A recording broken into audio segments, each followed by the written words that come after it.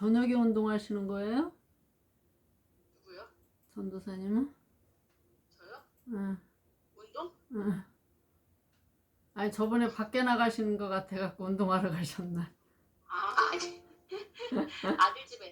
아들 집에 가는 거였고. 밤에? 여기. 안녕하세요. 안녕하세요. 네. 감기 걸리셨나 보네요. 콧물이 너무 많이 나가지고. 요새 막 날씨가 더웠다가 또 옷 입기가 맞아요. 옷 입기가 애매해서. 자, 시작하겠습니다. 오셨으니까. 찬송 252장.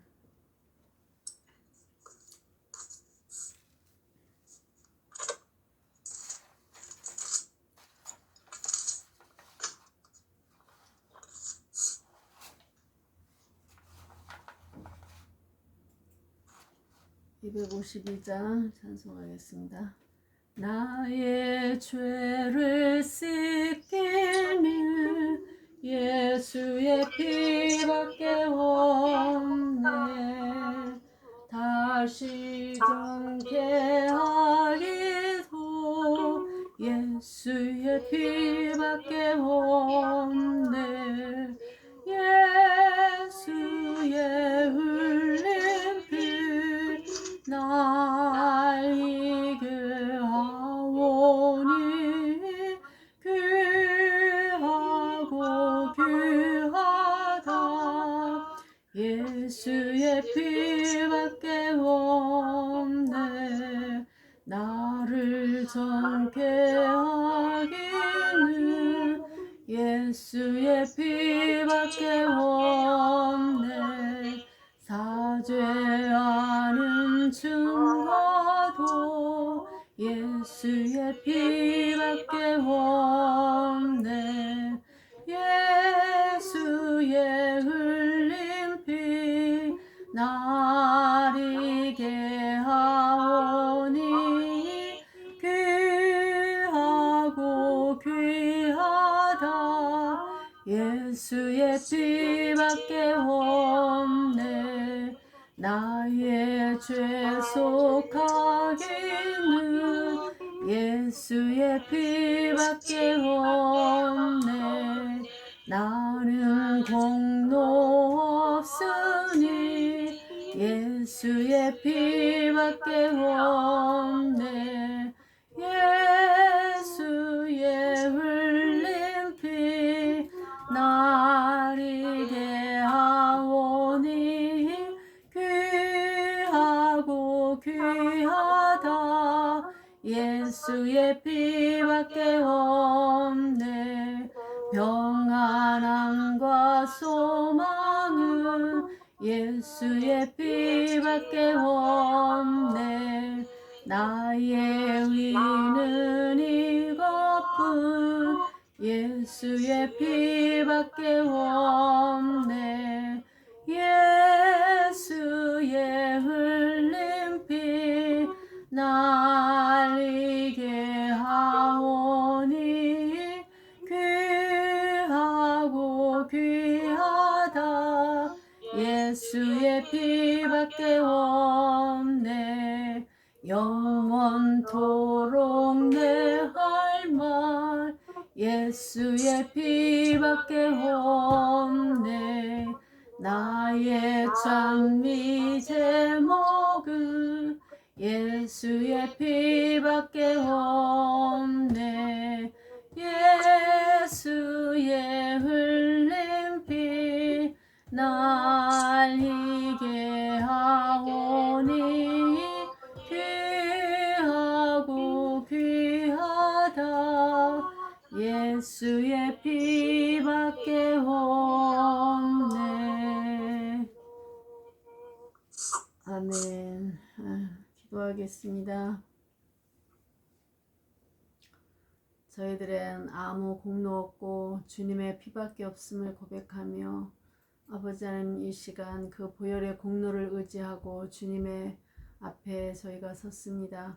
하나님 저희들을 이끌어 주셔서 아버지 주님의 말씀 안에 저희들이 온전히 이 시간도 거하게 하시고 주님 그 뜻을 온전히 헤아리며 또 주님의 생각도 저희들이 온전히 알 수 있도록 하나님께서 저희들의 마음을 열어주시고 생각을 열어주시고 우리 주님을 온전히 만날 수 있도록 도와주시옵소서. 주님께서 이 시간 저희들에게 친히 임재하여 주시고 하나하나 만나 주시고 주님께서 말씀하여 주시는 그 음성을 우리 모두가 다 들을 수 있도록 하나님 이 시간도 함께하여 주시기를 간절히 빌고 원합니다.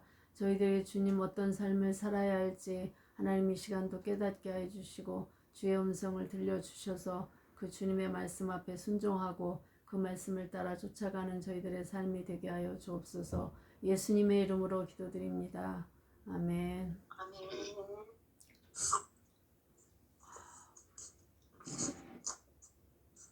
자, 창세기 18장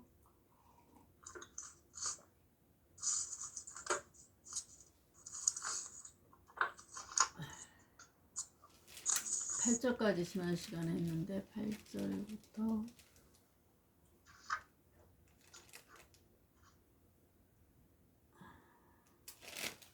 뒤에 끝에까지 다 같이 읽겠습니다. 8절부터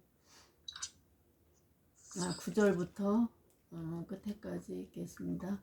그들이 아브라함에게 이르되 내 아내 사라가 어디 있느냐 대답하되 장막에 있나이다.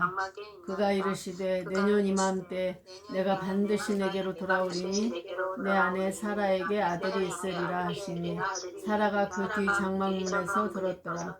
아브람과 사라는 나이가 많아 늙었고 사라에게는 여성의 생리가 끊어졌는지라. 사라가 속으로 웃고 이르되 내가 노쇠하였고 내 주인도 늙었으니 내게 무슨 즐거움이 있으리요. 여호와께서 아브람에게 이르시되 사라가 왜 웃으며 이르기를 내가 늙었거늘 어떻게 아들을 낳으리려 하느냐. 여호와께 능하지 못한 일이 있겠느냐.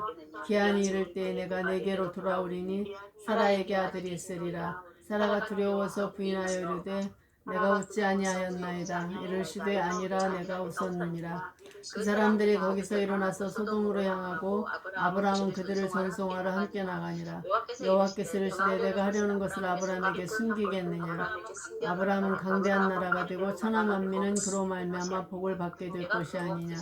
내가 그로 그 자식과 그의 건속에게 명하여 여호와의 도를 지켜 의와 공도를 행하게 하려고 그를 택하였나니 이는 나 여호와가 아브람에게 대하여 말한 일을 이루려 함이니라. 여호와께서 또 이르시되 소돔과 고모라에 대한 부르짖음이 크고 그 죄악이 심히 무거우니 내가 이제 내려가서 그 모든 행한 것이 과연 내게 들린 부르짖음과 같은지 그렇지 않은지 내가 보고 알려하노라. 그 사람들이 거기서 떠나 소돔으로 향하여 가고 아브라함은 여호와 앞에 그대로 섰더니 아브라함이 가까이 나아가 이르되 주께서 의인을 악인과 함께 멸하려 하시나이까. 그 성 중에 의인 50명이 있을지라도 주께서 그곳을 멸하시고 그 55인을 위하여 용서하지 아니하시리까. 주께서 이같이 하사 의인을 악인과 함께 죽이심은 부당하며 의인과 악인을 같이 하심도 부당하니이다. 세상을 심판하시는 이가 정의를 행하실 것이 아니니까. 여호와께서 이르시되 내가 만일 소돔 성읍 가운데서 의인 50명을 찾으면 그들을 위하여 온 지역을 용서하리라. 아브라함이 대답하여 이르되 나는 티끌이나 새와 같사오나 감히 죽게 하려나이다. 55인 중에 5명이 부족하다면 그 5명의 부족함으로 말미암아 온 성읍을 멸하시리이까. 이르시되 내가 거기서 45명을 찾으면 멸하지 아니하리라. 아브라함이 또 아뢰어 이르되 거기서 40명을 찾으시면 어찌하려 하시나이까. 이르시되 40명으로 말미암아 멸하지 아니하리라. 아브라함이 이르되 내 주여 노하지 마시옵고 말씀하게 하옵소서. 거기서 30명을 찾으면 어찌하려 하시나이까. 이르시되 내가 거기서 30명을 찾으면 그리하지 아니하리라. 아브라함이 또 이르되 내가 감히 내 죽게 하려나이다. 거기서 20명을 찾으시면 어찌하려 하시나이까. 이르시되 내가 20명으로 말미암아 그리하지 아니하리라. 아브라함이 또 이르되 주는 도하지 마옵소서. 내가 이번만 더하려이다. 거기서 10명을 찾으시면 어찌하려 하시나이까. 이르시되 내가 10명으로 말미암아 멸하지 아니하니라. 여호와께서 아브라함과 말씀을 마치시고 하시니 아브라함도 자기 곳으로 돌아갔더라.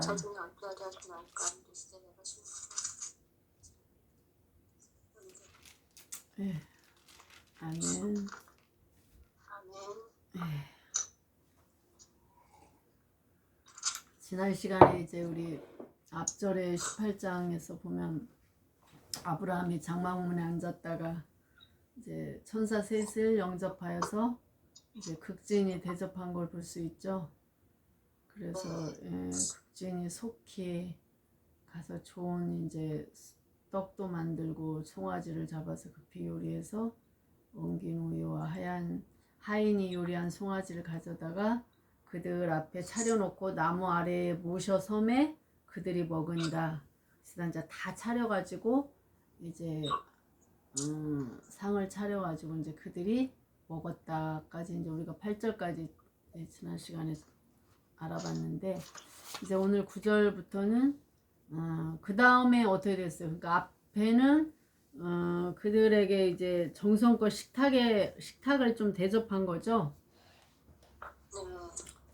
정성껏 이제 식탁을 대접하고, 이제 식탁을 대접했다는 거는 정성으로 하나님 앞에 산 제사로 드린 거죠. 우리가 지금 얘기하면 그 삶에서 일상에서 예배를 온전하게 최선을 다해서 드렸다는 거죠. 그리고 이제 식탁을 나눴다는 것도 이제 화목제 개념으로 드린 거잖아요. 그래서 먹고 마시고 화목제를 다 한 그런 다음에 어떻게 돼요? 하나님의 말씀이 임했다. 그러니까 우리가 예배 드리고 화목제 드리고 번제 드리고 다 이렇게 하면 어떻게 돼요? 하나님께서 흠양하시고 하나님의 말씀이 어떤 임하는 장면이 이제 오늘 그런 장면이라고 보면 되죠. 그래서 가장 좋은 것으로 지난번에도 얘기했지만 어떻게 보면 아벨의 제사 같은 그런 어떤 그 하나님께서 기뻐 받으시는 그런 예배 제사를 이제 드리는 장면. 그런 다음에 이제 하나님께서 말씀을 하시는 거죠. 말씀을 하시는데 이제 그들이 아브라함에게 이르되 이제 약속을 주시는 거잖아요. 그러니까 이 말씀은 언약의 이제 그 어떤 축복의 귀한 말씀을 이제 그들이 식탁의 어떤 나눔을 통해서 그 뒤에 이제 임하는 사건인데,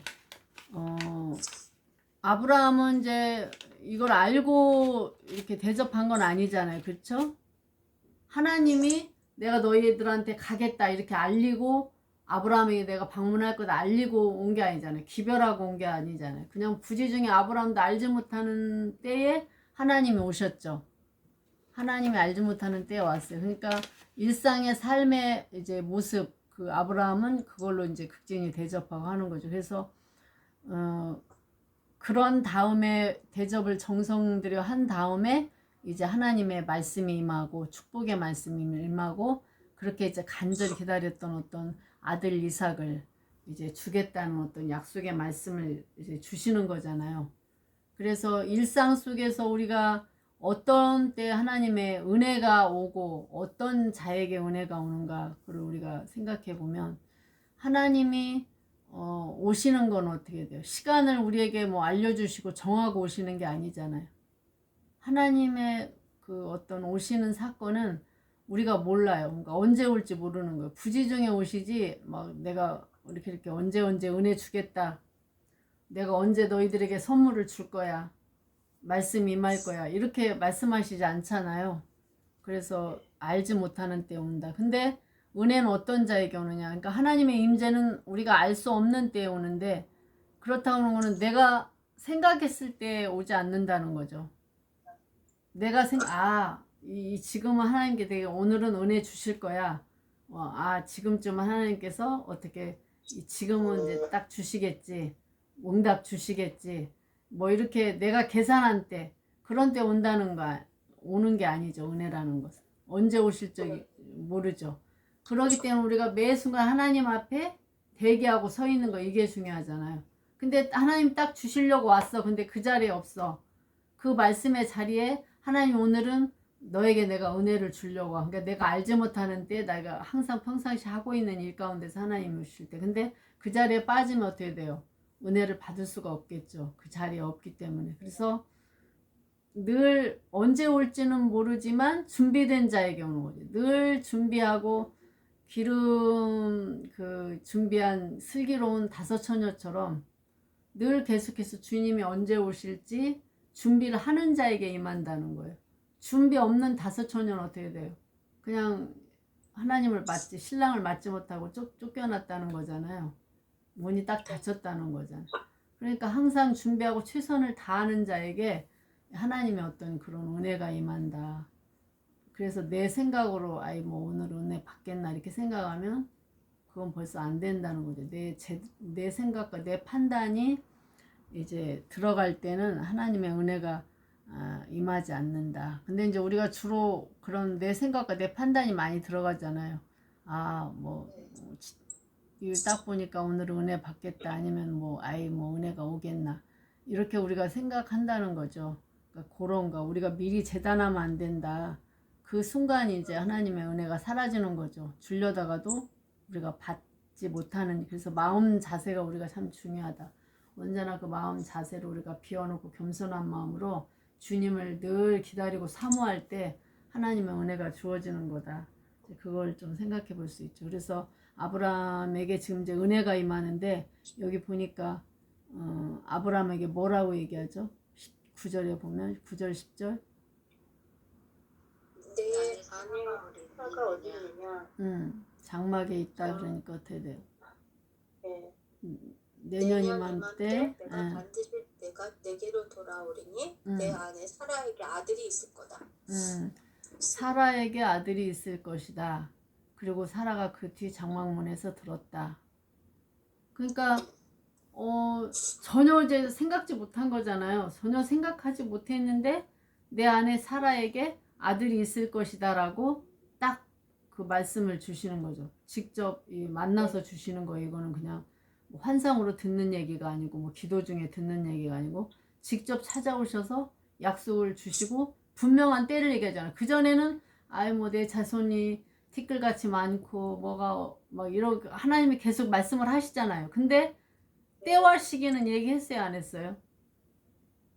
때와 시기는 얘기 안 했잖아요. 그러니까 계속 언제 줄까 하다가 또 실망하게 되고 인간의 생각이 개입하게 되고 자기식으로 행동을 하게 되는데 오늘은 분명하게 얘기를 하잖아요. 내년 이맘때 내가 병문안가 1년 뒤에 사라에게 아들이 있을 것이다 라고 정확하게 얘기해 주는 거. 그 정확하게 얘기해 주는 때가 임박한 거죠.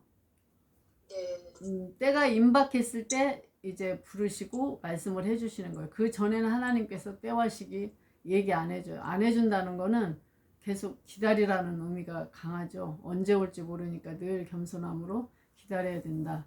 근데 오늘은 분명하게 하나님께서 이제 임박했기 때문에 때를 얘기해 주잖아요. 명확하게. 근데 이제 중요한 건 뭐냐. 11절에 보면 어떻게 돼요? 아브라함과 사라는 나이가 많아 늙었고 사라는 여성의 생리가 끊어졌다. 그렇죠. 이제 출산할 능력이 전혀 없는 거죠. 사라에게 아들이 있으리라고 얘기를 했는데 사라의 상태는 어때요? 날 수가 없는. 그렇죠. 날 수가 없는 상태죠. 그러니까 사라의 반응이 나오잖아요. 사라 뭐라고 했죠? 속으로 웃고 이르되 내가 노쇠하였고 내 주인도 늙었으니 내게 무슨 즐거움이 있으리요. 그러니까 바로 이제 반응이 나오잖아요. 뭐 겉으로 웃진 않았지만 속으로 웃고 내가 노쇠했고 내 주인도 늙었는데 내가 무슨 이 나이에 아들을 낳는다는 거냐. 있을 수 없는 얘기라는 거잖아요.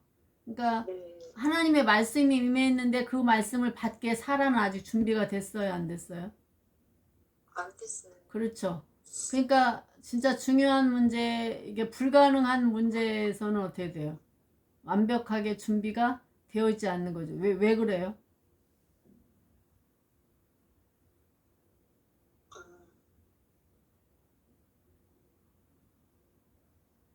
그러니까 사라나 아브라함에게 있어서나 사라에게 있어서나 인간적인 능력으로는 그냥 끝난 상황이잖아요. 자식을 낳을 수 없는 상황이에요. 근데 모든 것이 그러면은 끝났는데 그러면 인간적인 의미에서 모든 것이 끝났으면 그러면 하나님도 끝난 건가?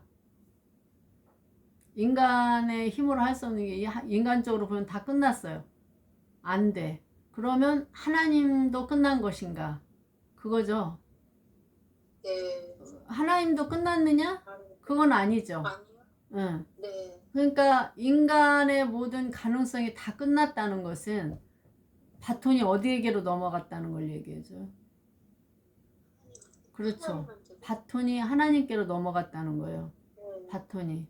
그러니까 인간에게서는 끝났지만 하나님은 끝난 게 아니죠. 하나님은 그때부터 일을 시작하는 거죠. 바톤이 하나님께로 넘어갔다는 거예요. 그렇다는 것은 어떻게 돼? 전적으로 어떻게 돼? 하나님만? 하나님만 시세요. 그렇죠. 하나님만 의존해야 되는 상태죠. 내 것이 내 것으로는 어떻게 돼요? 할 수 없어요. 그러니까 두 가지가 나도 할 수 있고 하나님도 하실 수 있고 나도 가능성이 있고 하나님도 하실 수 있어. 이 두 가지가 있을 때는 안 하시는 거죠. 하나님은 안 주시는 거죠.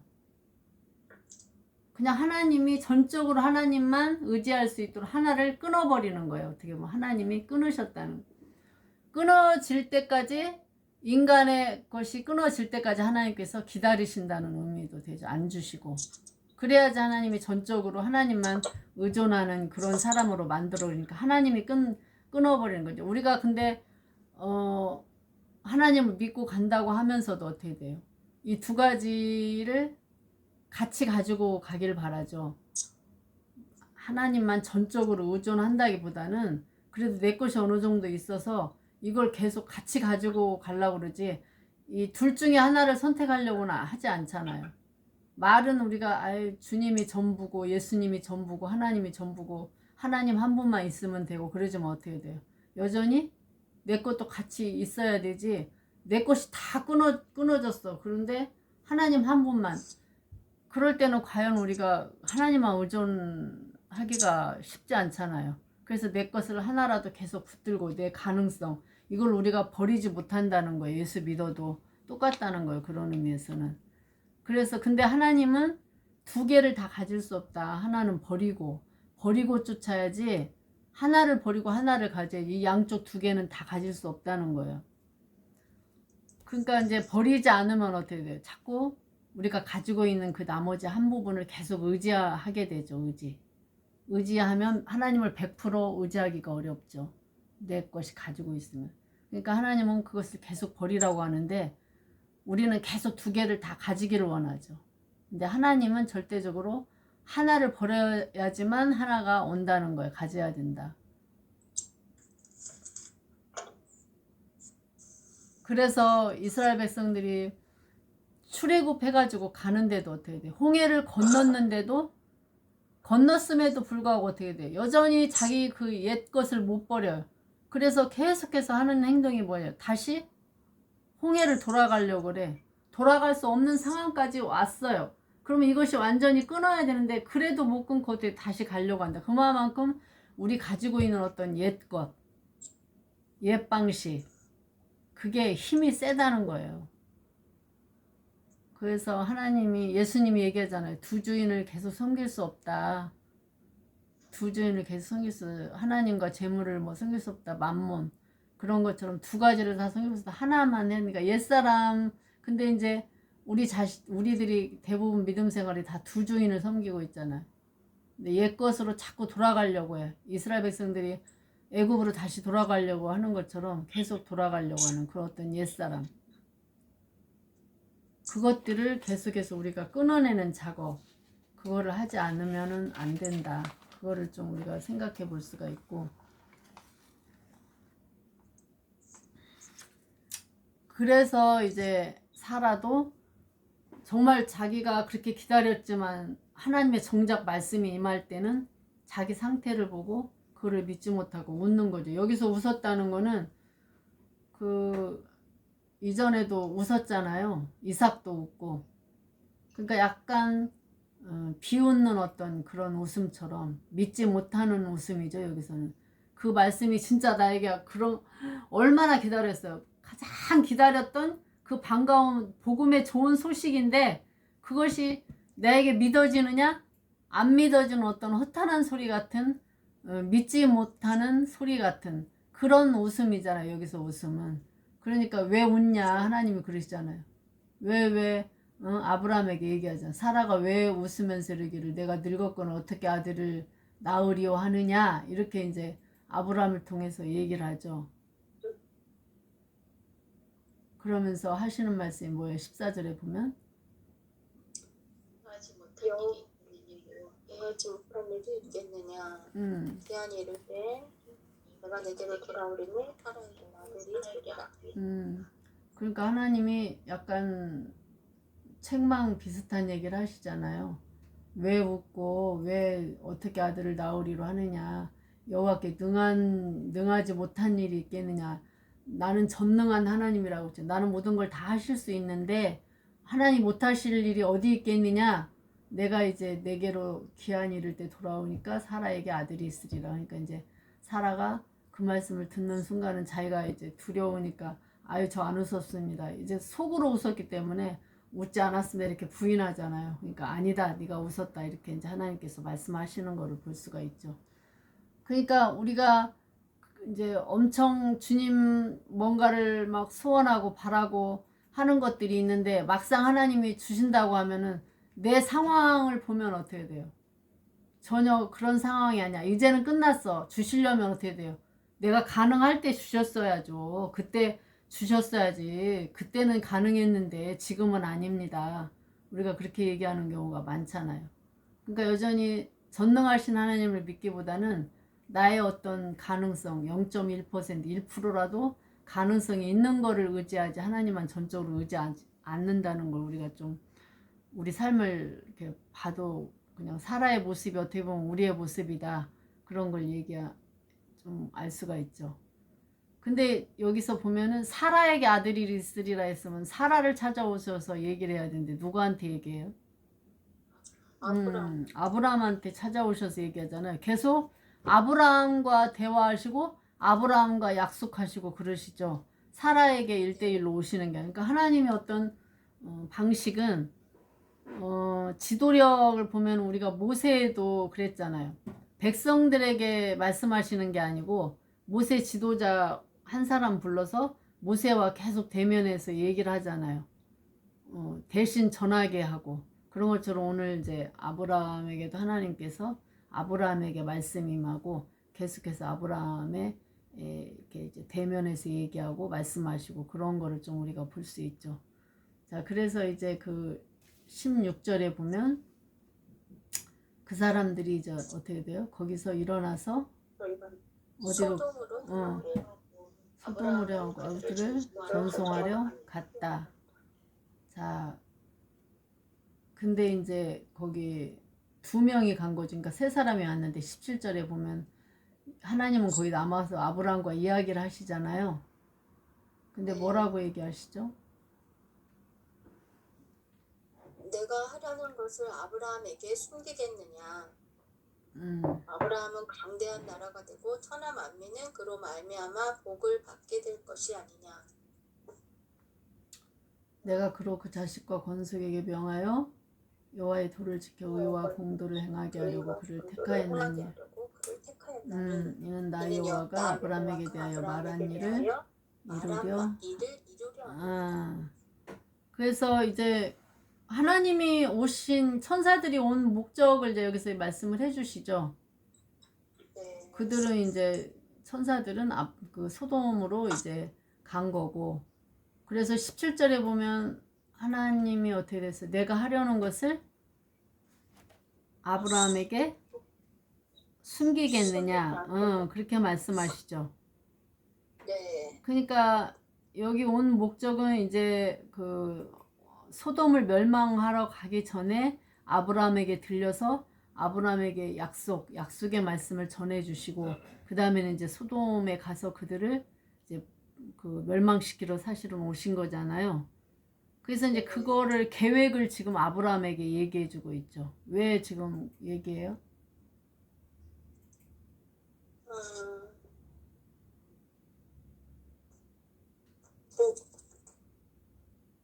롯을 그래도 멸망하기 전 거기 구원하라고 아닌가? 구원하려고.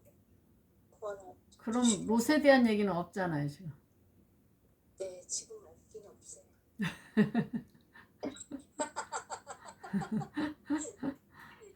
왜 얘기했어?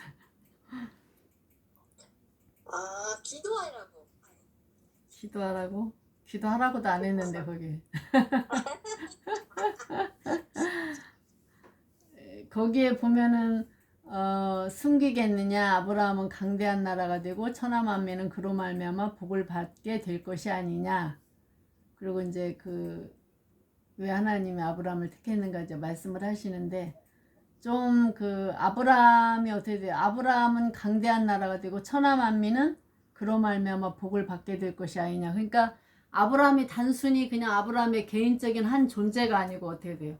천하 만민이 어떻게 돼요? 아브라함을 통해서 좀 복을 받게 되는, 어떻게 되면 다 연관성이 있는 거죠. 여러 민족의 아버지가 되겠다, 아브라함이. 그렇게 하고 사라에게도 여러 민족의 어머니가 되겠다. 그러니까 아브라함 한 사람을 택했지만 사실은 아브라함은 그 아브라함을 통해서 이루어지는 먼 미래 모든 민족도 다 사실은 아브라함과 관계가 있는 거죠. 아브라함을 통해서 다 복을 받는 존재이기 때문에 사실은 아브라함이 그만큼 아브라함을 통해서 하나님이 이루시고자 하는 뜻이 많죠. 그래서 존재도 어떻게 돼요? 그냥 아브라함 단순히 개인적인 존재 하나가 아니고 이제는 거의, 그러기 때문에 내가 숨기겠느냐 이렇게 하면서 하나님이 이제 여러 민족에 대한 계획, 그 중에 하나가 이제 소돔에 대한 계획도 들어가는 거잖아요. 그렇죠? 그런 것도 이제 숨기지 않고 다 말씀을 하신다는 거예요. 얘기를 하고 멸망을 하러 가시잖아요. 뭐 얘기 않고 가실 수도 있잖아요. 그냥 대접 받았으니까 받고 그냥 가면 되는데 여기서 그냥 다 이렇게 말씀을 하시는 거를 좀 보죠. 그러면서 19절에 이제 아브라함을 택한 이유를 얘기하는데 뭐라고 얘기해요? 여호와의 도를 지켜 의와 공도를 행하게 하려. 아브라함을 부르신 목적이 뭐다? 자식과 건축. 그로 자식과 권속에게 명해서 여호와의 도를 지켜 여호와의 도를 지켜 의와 공도를 행하게 하려고 그를 택하였나니. 그러니까 아브라함을 택한 목적은 아브라함하고 또 어떻게 그 자식들, 그 권속들에게 다 뭘 하라는 거예요? 여호와의 도를 지켜. 여호와의 도를 지켜서 여호와의 의와 공도를 행하도록 그렇게 해서 택했다는 거예요. 그냥 뭐 한 사람 택해가지고 내가 너를 통해서 뭐 다 천하만민 복을 받게 하고 그렇게 하려고 택한 게 아니고, 너와 너에게 속해 있는 자식과 속해 있는 또 모든 권속들이 하나님의 도, 하나님의 말씀, 도와 의와 공도, 정의와 공의, 이거를 어떻게 돼요? 행하도록 하려고 택했다는 거예요. 그냥 단순히 그냥 한 사람 택해서 뭐 하는 게 아니죠.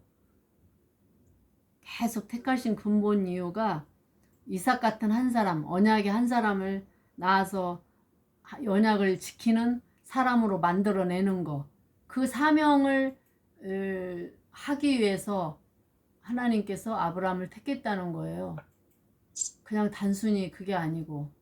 그러니까 어떻게 보면 우리도 택하신 목적이 뭐예요? 이건 거예요. 우리 자식과 권속, 우리에게 주변에 속한 모든 사람들, 자녀들, 그걸 여호와의 도를 지켜서 계속 의와 공도를 행하게 하도록 계속해서 가르치고 행하도록 힘쓰고 끝까지 우리 삶이 다하는 순간까지 이 일을 하게 하는 거, 그게 하나님이 택하신 목적이라는 거죠. 아브라함에게도 그리고 택하신 목적이고, 그리고 사실은 아브라함은 그 역할을 충실하게 했잖아요. 그래서 나중에 보면 어떻게 돼요? 엘리에셀도 거의 뭐 자식에 가깝게 의와 공도를 지켜 행하는 사람으로 만들었어. 그러니까 엘리에셀에게 모든 전권을, 이삭의 그 아내를 얻는 것에 대한 전권을 맡기잖아요.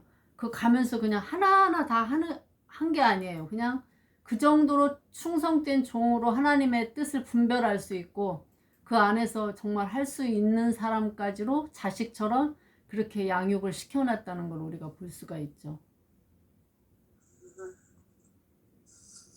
그러니까 자식뿐만 아니라 거기에 속해 있는 모든 권속들에게까지 다 그렇게 아브라함은 의와 공도를 지켜 행하도록 만들었다는 거예요. 훈련시키고 가르쳤다는 거죠. 근데 이거하고 대비적으로 보면 롯은 어떻게 됐어요?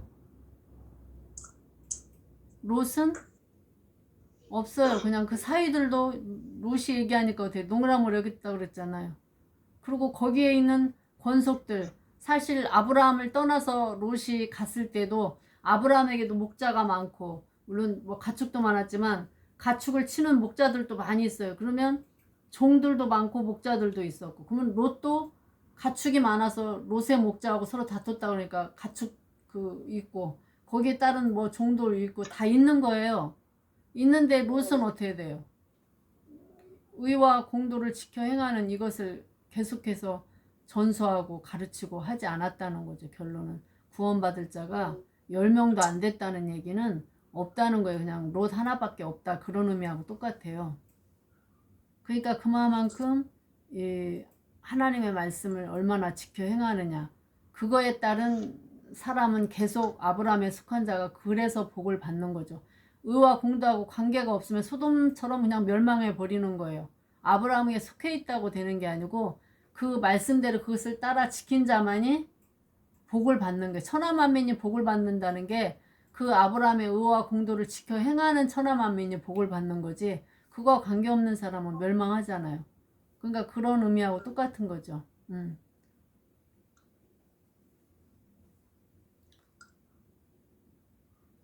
그래서 하나님 앞에 이미 복을 받았기 때문에, 복의 사람이니까 당연히 의와 공도, 하나님의 뜻과 하나님의 그 공도를 지켜서 행하는 거는 마땅히 해야 할 일이다.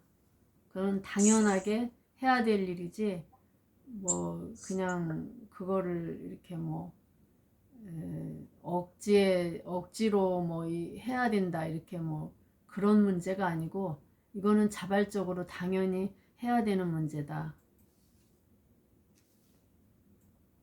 그래서 하나님이 여기서 이제 맨 처음에는 비전을, 이게 지금 그 큰 비전이잖아요.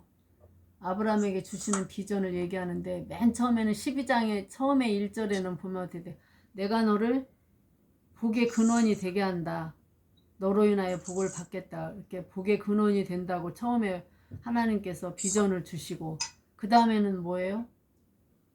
그 다음에 천하만민이 너로 인하여 어떻게 돼요? 복을 받게 될 것이다. 그리고 이제 오늘 19절에 보면은, 그리고 또 어떻게 돼? 그 자식과 권속에게 명해서 여호와의 도를 행하고 공도를 행하고 그렇게 하는 거다. 그러니까 비전이 점점 어떻게 돼? 좀 확장해지는 비전이죠. 점점 큰 비전을 하나님께서 주시는 거죠. 점차적으로 어떻게 보면 비전이 확장되는 거, 그거를 좀 볼 수가 있죠.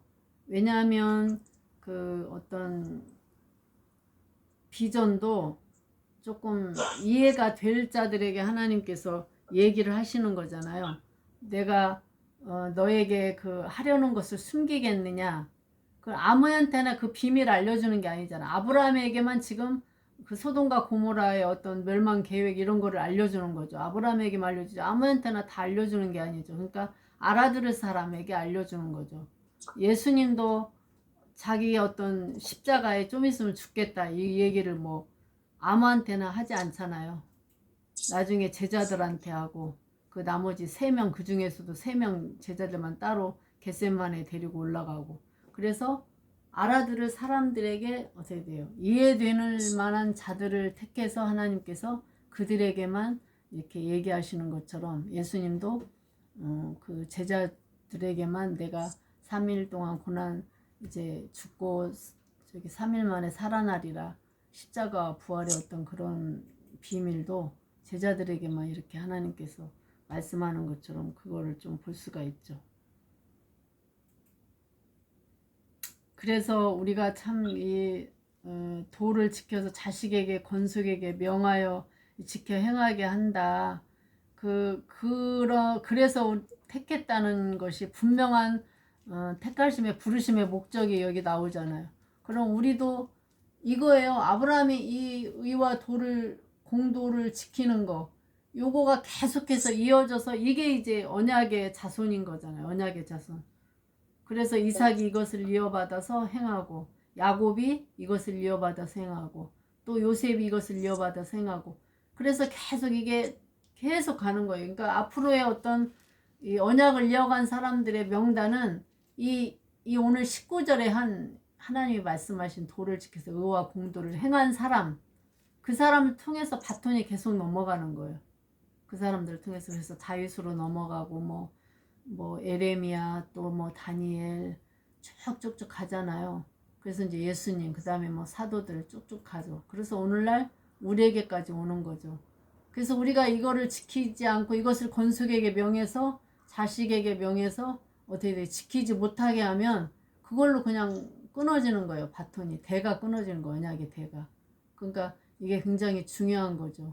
이거에 우리가 정말 우리의 어떤 그 택하신 목적을 분명하게 우리가 사명을 감당해야 된다. 이거는 뭐 해도 되고 안 해도 되고 아니고, 그거는 계속 이어나고, 그래서 우리를 부르시고 택하신 목적이다라는 게 여기 오늘 이제 좀 분명하게 나와 있는 것을 좀 보죠. 이제 그래서 그거를 말씀하시면서 그 다음에 이제 20절에 뭐라고 얘기해요? 소돔과 고모라에 대한 부르짖음이 크고 그 제약이 심히 무거우니 내가 이제 내려가서 그 모든 행한 것과 과연 내게 들린 부르짖음과 같은지 그렇지 않은지 내가 보고 알려 하노라. 예. 자, 부르짖음이, 소돔과 고모라에 대한 부르짖음이 크고 그 죄악이 심히 무겁다.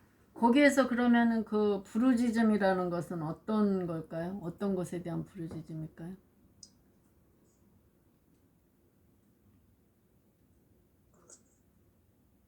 약한 사람들 아닌가? 악한. 너무 힘들어서 악함에 대한. 그렇죠. 그러니까 좀 압제받는, 폭정, 네. 뭐 압제받는 자들, 약자들, 뭐 가난하고 힘없는 자들. 그러니까 그 사람들이 억울하니까 막 부르짖는 거잖아요. 그게 지금 이제 하나님의 귀에 들렸다는 거죠. 그래서 그 앞에 19절에 보면 이제 아브라함에게 이제 그 자식과 건숙에게 명해서 여호와의 도를 지켜 의와 공도를 행하게 하려고 그를 택했는데, 이제 이는 나 여호와가 아브라함에게 대하여 말한 일, 이거를 이제 이루려 하시려고 하면서 이제 소돔과 고모라에 대한 얘기를 하는 거죠. 그러니까 소돔과 고모라에 대한 하나님이 내려오신 이유도 거기 그 나라에 대한 부르짖음과 그 죄악이 심히 크고 무거웠기 때문에 이제 의와 공도를 행하기 위해서 내려오셨다는 거예요. 하나님 왜 내려와서 소돔으로 가셔서 멸망하고 심판하느냐? 지금 앞에 19절에 나온 그 의와 공도, 이거를 이제 하나님께서 이루시려고 이제 내려오셨다. 이제 그거를 좀 우리가 알 수가 있죠.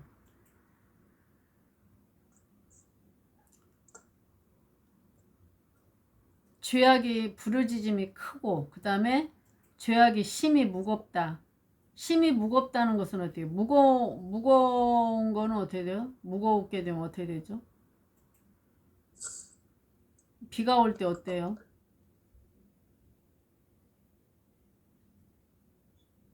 무겁다는 것은 막 이렇게 굉장히 양이 많고, 비가 올 때 구름이 막 가득 차가지고 있으면 언제 비가 와요? 구름이 너무 무거워서 더 이상 하늘에 공중에 떠 있지 못할 상태가 돼야 이게 떨어지는 거잖아요. 그렇죠. 그런 것처럼 지금 그들의 죄가 막 어떻게 돼, 이제 부르짖으니까 하늘에 막 엄청 상달이 됐을 거 아니에요.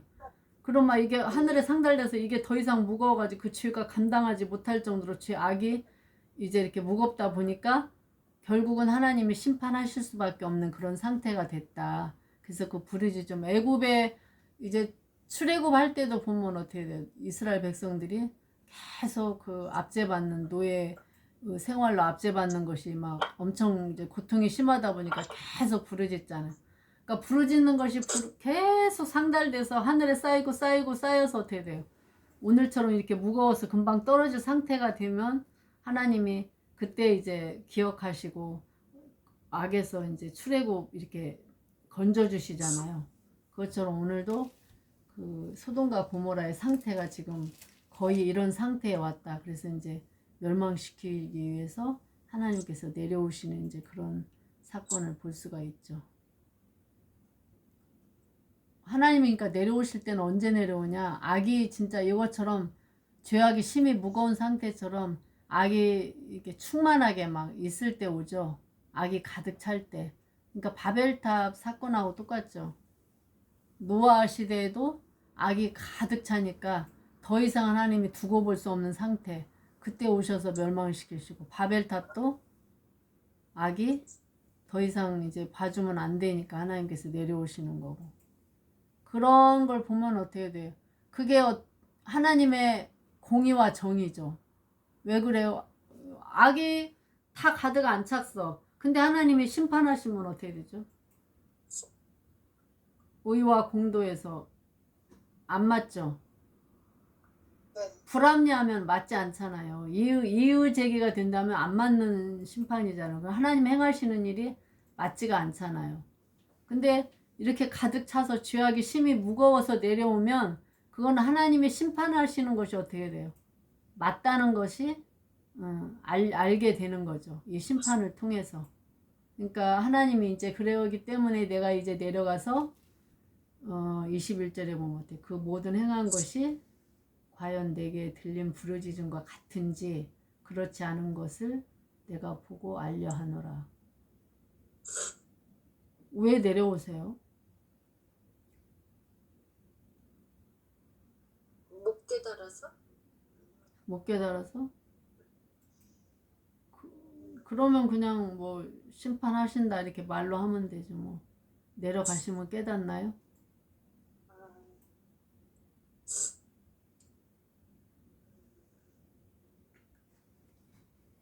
내려가신다는 거 지금 강림을 하시는 거죠. 하나님이 강림을 하시는데 심판하시려면 어떻게 돼요? 뭐가 있어야 돼요? 우리가 재판을 하게 되면 뭔가 증거가 있어야 되고 먼저 조사를 해봐야 되잖아요. 죄를 졌으면 그 사람을 벌을 주려면 검사가 어떻게 돼요? 가서 다 조사를 하고 죄가 맞는지 다 확인하는 확인 작업이 필요하잖아요. 지금 그거하고 똑같은 거죠. 그런지 아는지. 그래서 바벨탑도 내가 지금 내려가서 어떤가 본다고 하잖아요. 하나님이 다 보시고 확인하시고 그 다음에 마지막 딱 이제 심판을 내리시는 거죠. 그래서 이것도 내가 그렇지 않은지 실제 확인해 보겠다. 어떤 확인 작업. 심판을 내리기 전에 하나님은 그걸 작업을 하시잖아요. 그리고서 이제 이렇게 하시려고 지금 이제 보고 알려고 하노라. 그리고 이제 22절에 보면 그 사람들이 어떻게 돼요? 거기서 떠나서 소돔으로 향하여 가고 이제 아브라함은 그대로 그 앞에 섰다. 하나님 앞에 섰다. 자, 그 소리를 들은 아브라함은 어떻게 반응했어요? 하나님께 바로 뭐라고 얘기하죠? 의인을 악인과 함께 멸하려 하시나. 그리고 계속 뭐라고 얘기해요? 의인 오신 분이 있을지라도 그곳을 멸하시고 오식을 위하여 용서하지 아니하시리까. 그리고 또 뭐라고 얘기해요? 그래서 이렇게 하시면 죽이시면 부당하다. 이렇게 의인을 악인과 함께 죽이시는 건 부당하며 의인과 악인을 같이 하심도 부당하다. 세상을 심판하시는 이가 정의를 행하실 것이 아니니까. 그럼 지금 뭐 아브라함은 지금 하나님께 어떻게 하고 있어요?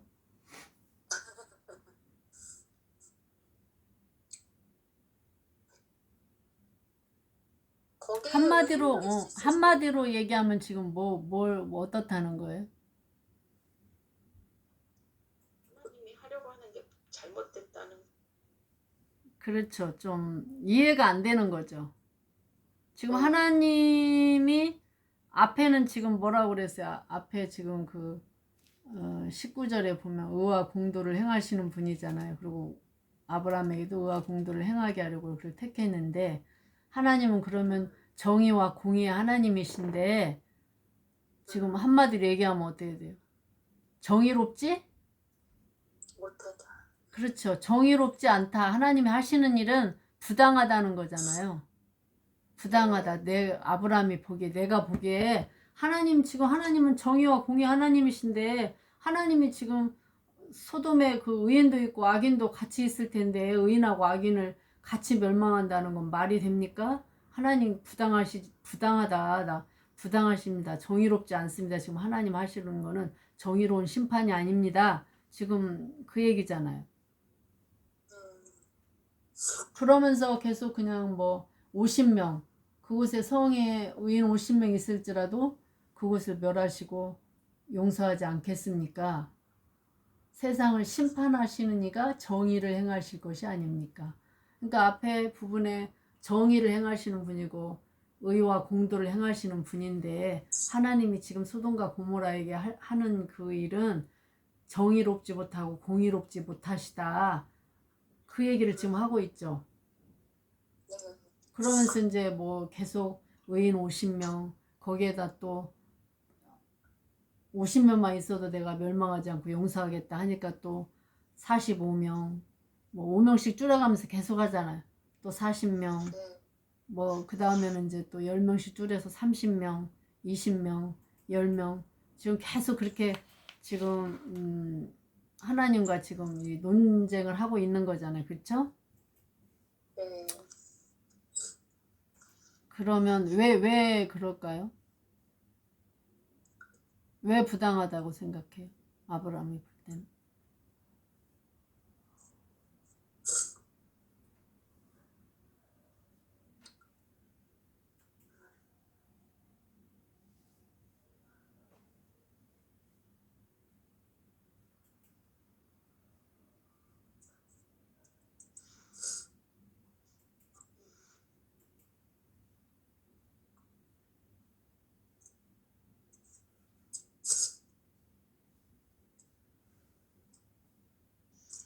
50명, 뭐 45명, 40명, 30명 이렇게 하는 거를 볼 때 뭐 어떤 거 같아?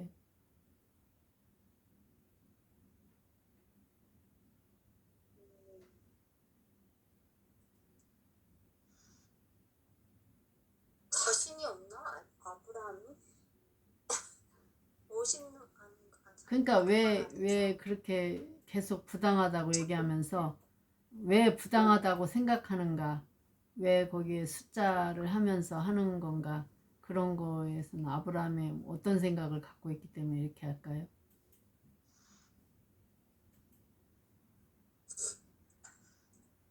자신이 없는 거 아니에요? 어떤 자신?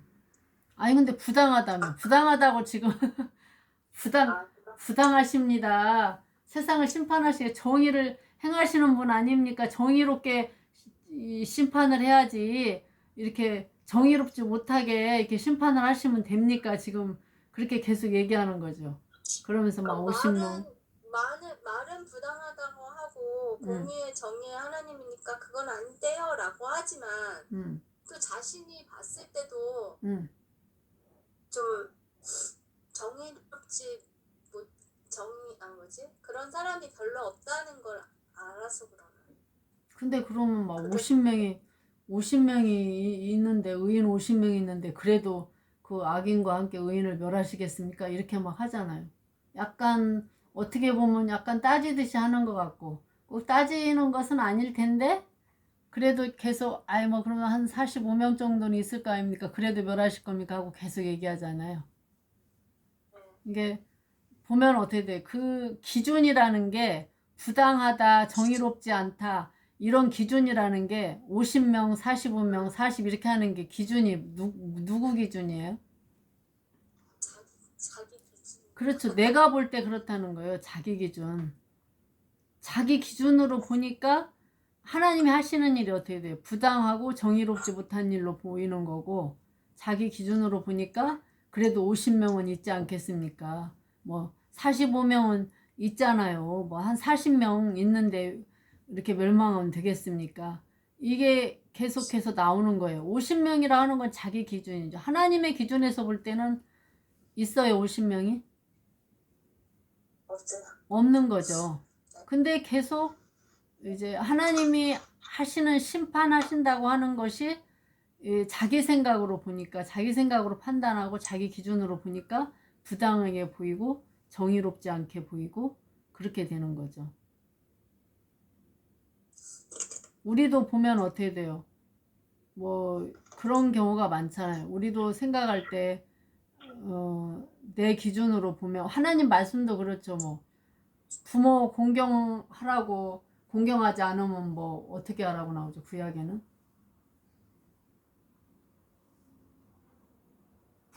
부모에게 잘못하면 어떻게 하라고 그랬어요. 율법에. 불로 쳐 죽이나. 그렇죠. 신명기에도 나오죠. 돌로 쳐 죽이라고 나오잖아요. 돌로 쳐 죽이고 막 굉장히 무자비한 것 같잖아요. 뭐 한 거는 막 돌로 쳐 죽이라는 게 많잖아요. 돌로 쳐 죽이고 아니면 뭐 막 뭐 나무에 장대에다 매달아 죽이고 막 이런 게 많이 나오잖아요. 그러면 우리가 볼 때는 어떻게 돼요? 그게 좀 오늘 아브라함처럼 그렇지 하나님이 너무 그건 아니지 않습니까 이거잖아요. 그거는 좀 너무하지 않습니까? 부당하지 않습니까? 좀 살려줘야지. 어떤 그런 개념이 많죠. 그래서 자기 기준이 있으면 이 하나님의 어떤 기준에서 모든 것을 판단해야 되는데 항상 내 기준으로 생각하기 때문에 하나님 말씀이 때로는 부당한 것 같고 정의롭지 못한 것 같고 수긍하기가 어려울 때가 많죠. 그러니까 내 기준이 아니고 하나님의 말씀이 기준이 돼야 되는데 항상 말씀보다는 내 기준이 앞서면 하나님의 말씀에 우리가 수긍하기가 어렵고 순종하기가 어렵죠. 그러니까 우리는 항상 말씀에 따라서 하나님 기준이라는 거는 말씀이 기준이라는 거잖아요. 그러니까 말씀에 따라서 말씀이 기준이 되면 우리가 어떤 말씀이 와도 순종하는 자세가 되는데 그 기준이 안 되면 어떻게 돼요? 그냥 어떤 말씀이 계속 걸리고 순종할 수가 없어요. 그냥 자기 기준으로 생각하기 때문에. 그래서 이제 아브라함은 계속 50명, 뭐 45명, 30명, 뭐 20명 이런 식으로 줄여나가잖아요. 그러니까 어떻게 보면 이걸 하면서 아브라함 자신을 어떻게 돼요? 죽여나가는 과정이라고 볼 수 있죠.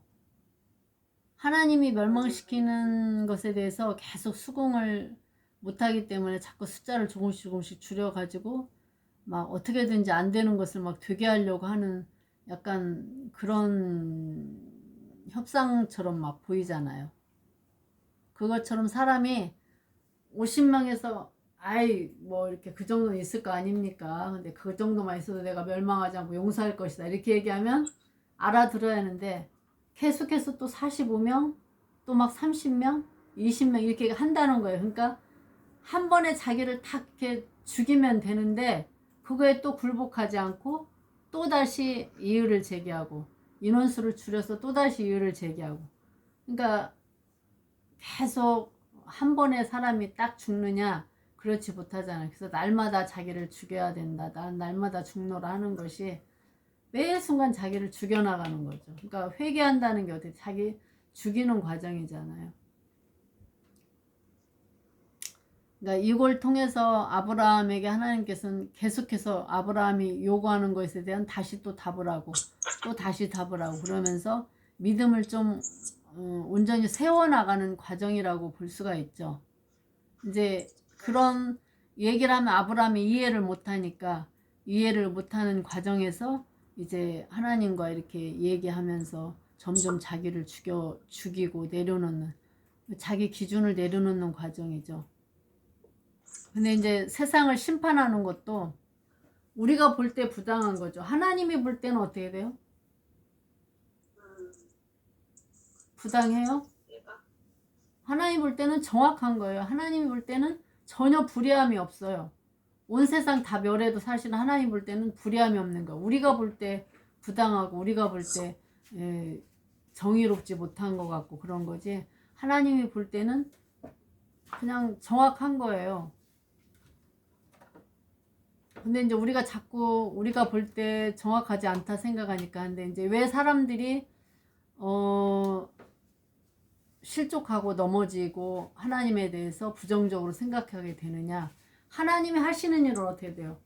무조건 옳다, 완벽하다, 완전하다 이 생각을 하면 우리가 실족하거나 넘어질 일이 없죠.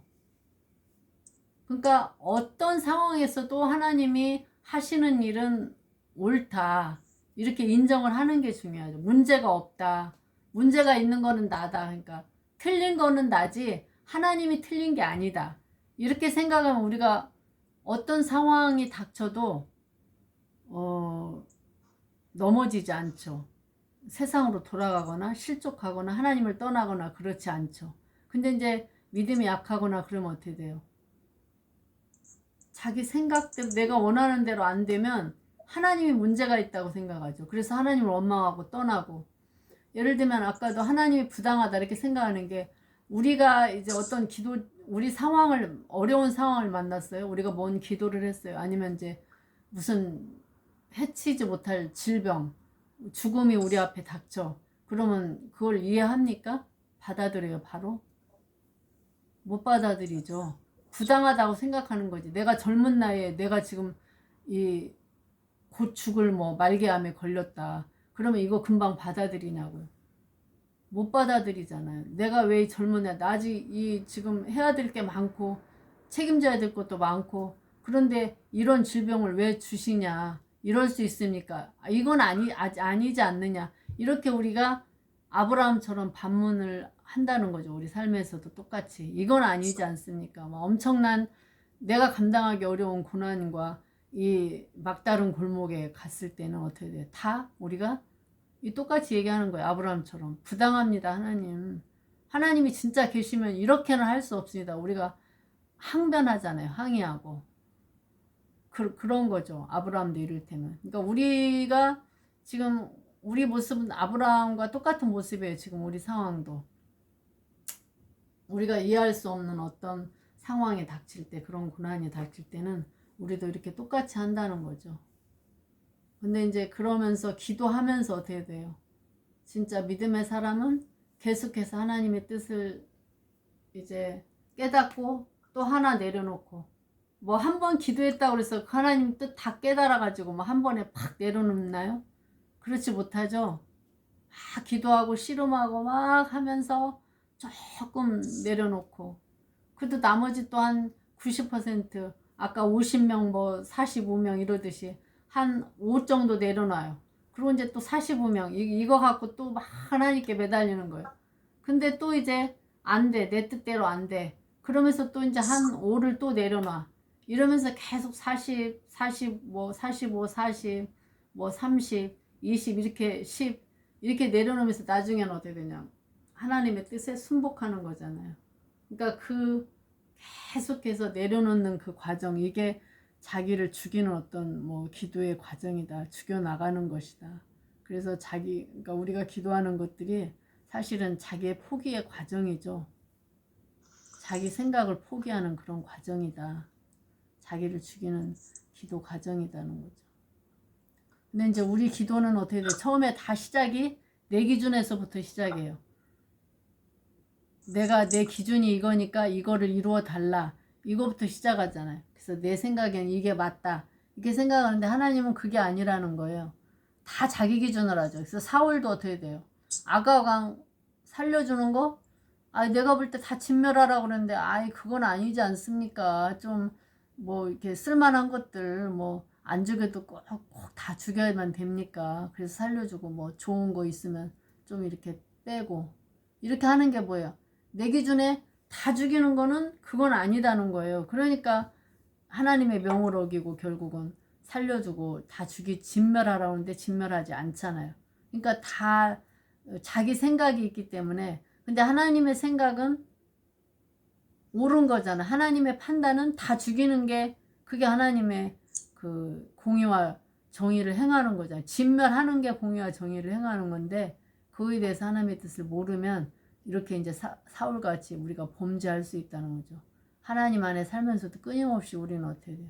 그냥 우리의 기준과 우리의 생각대로 그냥 포기하지 않고 행하는 거. 그러면서 이제 죄악을 그냥 숱하게 우리가 범하는 경우가 많죠. 그래서 우리가 하나님 앞에 하나님의 뜻대로 사느냐 안 사느냐는 거는 어떤 그 관점의 차이죠. 그러니까 하나님의 기준이냐 내 기준이냐 그 차이예요.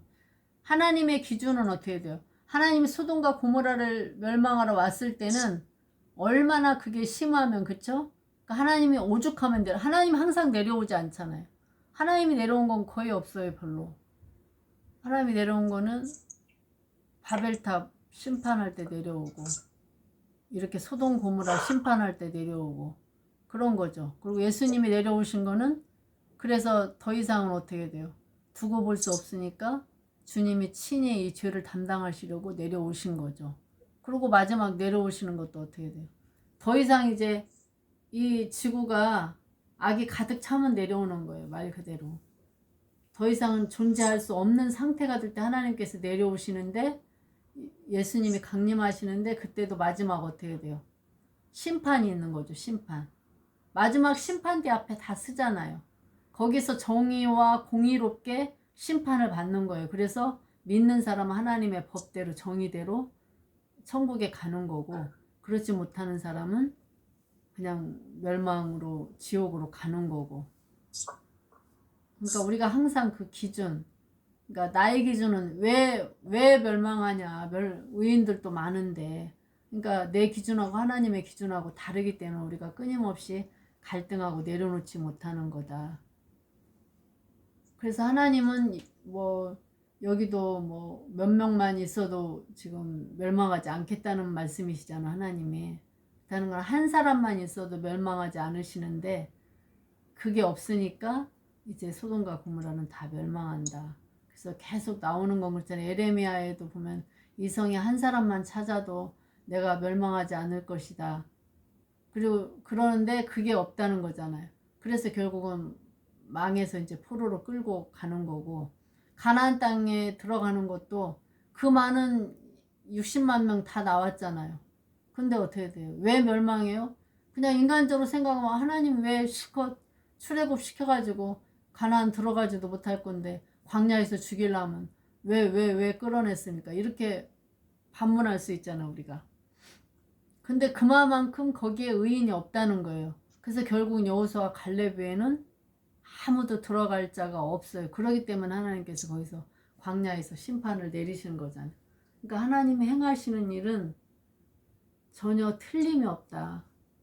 근데 그 기준을 우리가 내 기준으로 판단하니까 자꾸 이제 하나님에 대해서 우리가 원망하게 되고 이해하지 못하는 일로 받아들이는 게 우리의 판단, 결국은 좀 판단이죠. 결국 거기에서 넘어지잖아요.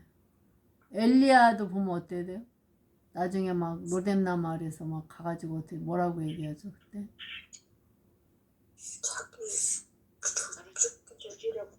응. 그래서 그러면서 뭐라고 해야죠? 나만 남았다고 하잖아요. 나만 남았다고 하는데 하나님은 뭐라고 그래요? 너만 남은 게 아니고 바알에게 무릎 꿇지 아니한 7,000명이 있다. 그러니까 자기 판단은 나는 나밖에 없다고 판단하는 거고, 하나님 보실 때는 너 아니어도 많이 있다 이렇게 생각하시는 거. 그러니까 하나님의 생각하고 우리 기준하고 항상 다른 거, 그거에 대해서 어떻게 보면 우리가 믿음의 충돌이 일어나는 거죠.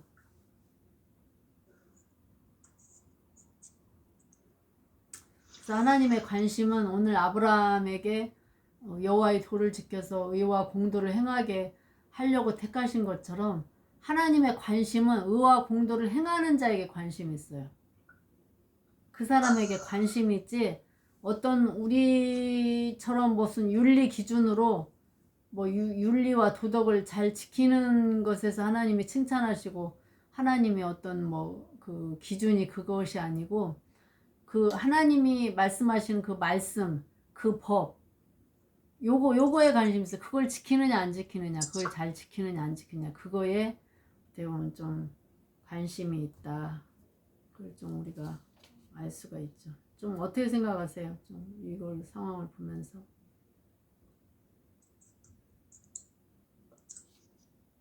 좀 어려운 것 같아요. 어려워요?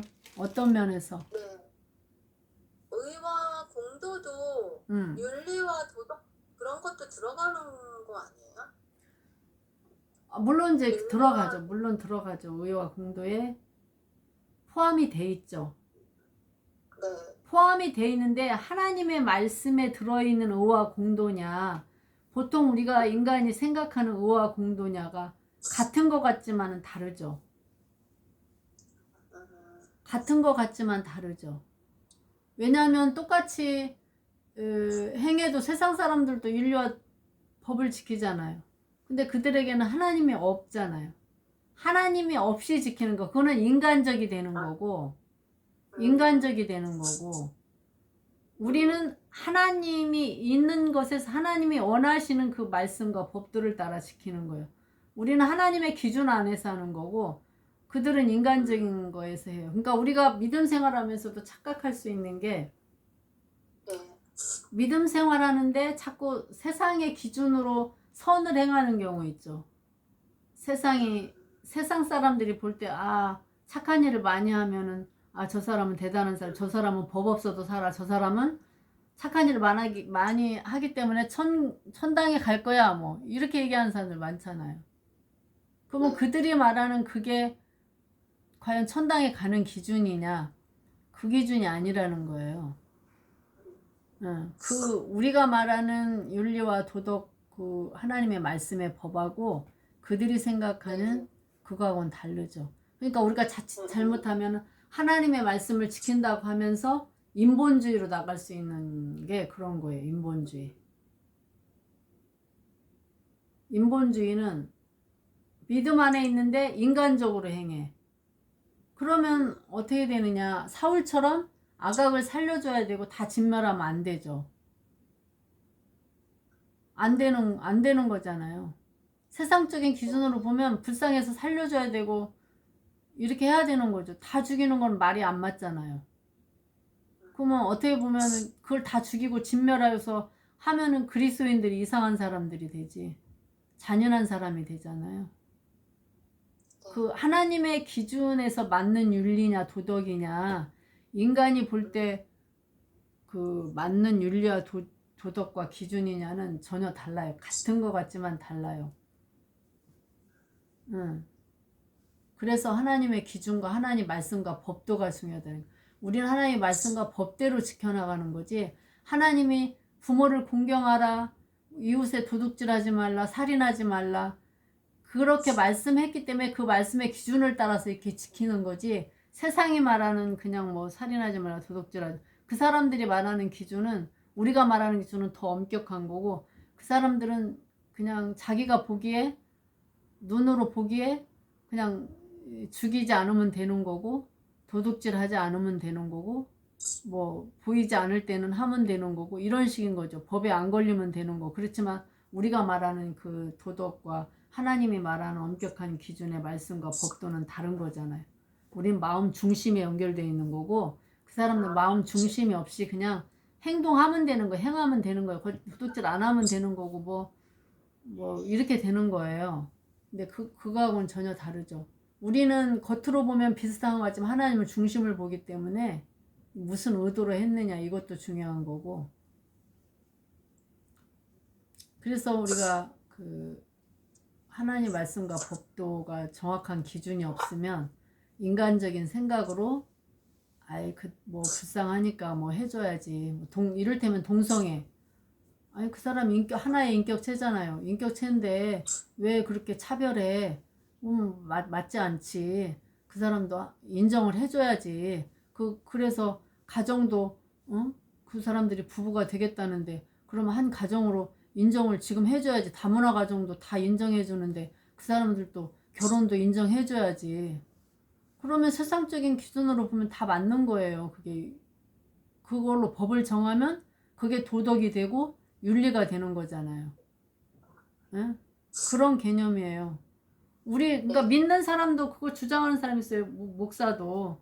그것도 그 성소수자 인권을 중요하게 인권을 중요하게, 그 인권이 무슨 인권이냐.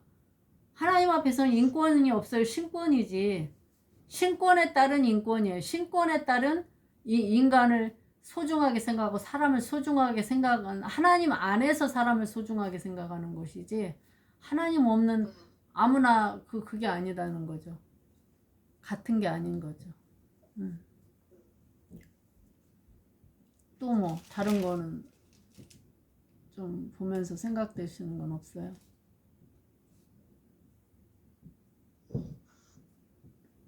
이게 보통은 이제 아브라함이 이 기도로 많이 이렇게 설교가 그렇죠. 대부분 아브라함이 중보기도, 중보기도로 예, 그렇게 많이 예, 이렇게 들었고 예, 그랬는데 이게 믿음이 온전히 세워가 나가는 과정이라고 이렇게 말씀하신 게 너무 마음에 와닿는 것 같은 거예요. 그리고 이 자체가 그냥 내 기준, 자기 기준으로 자기 기준으로 봤을 때 이제 부당하니까 이렇게 예, 한 건데 하나님의 행하시려고 하는 거랑 반대되는 오히려 그래서 충격적으로 다가오면서 또 너의 삶에 또 적용하면서 나도 이렇게 되게 옳다고 이렇게 계속 생각하면서 같은 일들이 참 많이 있구나. 이게 그냥 이게 그냥 상식적으로는 옳다고 여겨졌기 때문에 그냥 이게 내가 옳다 생각했는데 오늘 말씀을 들으면서 이게 아닐 수도 있겠구나 하는 생각을 좀 그렇죠. 그래서 내 기준으로 내 기준으로 보니까 이게 부당해 보이는 거. 그렇죠. 대부분은 이제 우리가 그거죠. 우리가 상식선에서 생각할 때가 많잖아요. 그냥 어떤 사건이나 뭐 이렇게 그런 일들이 있으면 우리가 딱 상식적으로 생각해서 아 저거는 아닌데 이렇게 생각할 수가 많죠. 그러니까 이제 우리가 하나님의 뜻에 의해서 판단해서 모든 걸 생각해야 되는데 그거보다는 어떤 주로 사회적인 흐름이나 뭐 이렇게 윤리나 가치적인 뭐 세상적으로 윤리적이고 가치 부분 이런 거에 대해서 생각을 하다 보면 그게 아닌데 이런 생각을 좀 많이 하게 되죠. 그래서 하나님의 뜻에 자꾸 조금 수긍이 들 가는 거죠. 뭐 아브라함도 여기서 뭐 완전히 뭐 대들었다기보다는 이해가 안 가는 거잖아요. 그래서 부당하다. 정의롭게 하셔야 되지 않겠습니까? 대부분 이제 뭐 이거를 뭐 중보 기도했다 막 이렇게 많이 얘기를 하죠. 하는데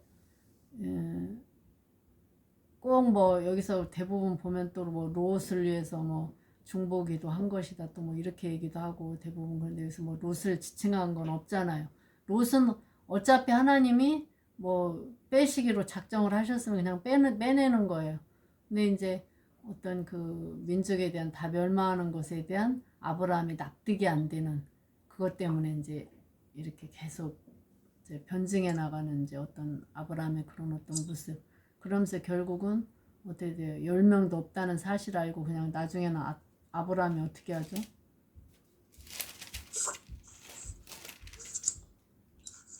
(10명까지) 나왔는데도 어떻게 돼? 내가 이번만 더 아뢰리다 32절에 보면 그러잖아요. 그래서 거기서 10명을 찾으면 어찌하려 하시나이까 그랬더니 내가 10명으로 말미암아 멸하지 아니하겠다. 그러니까 이제 33절에 보면 더 이상 아브라함이 할 말이 있어요, 없어요? 그러니까 여호와께서 아브라함과 말씀을 마치시고 가시니 아브라함도 자기 곳으로 돌아갔더라. 그래서 어떻게 돼? 이제 결국은 아브라함도 할 말이 전혀 없어지는 거죠. 그냥 하나님이 하시는 일이 맞다는 생각을 할 수밖에 없는 이제 어떤 그런 사건이 지금 이제 오늘 18장의 사건이다.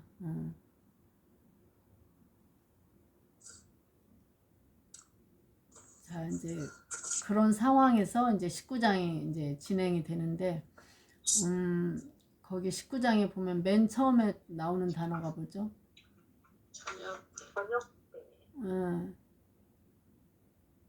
그 이제 두 천사가 소돔에 이르렀죠. 이제 근데 이제 그 하나님이 이제 롯을 이제 거기에서 이제 멸망시키면서 결국 이제 롯을 빼내는데 롯이 이제 구원받을 만한 믿음이 있는지 없는지 이제 보여주는 사건이 오늘 이제 19장의 사건이죠. 그래서 이제 그거를 롯을 이제 한번 이제 우리가 이제 소돔과 고모라 사람들과 한번 이제 살펴보는데 여기에 보면은 저녁 때라고 나오죠. 요걸 보면서 조금 느끼시는 점 없어요? 시점에 나오죠. 저녁 때.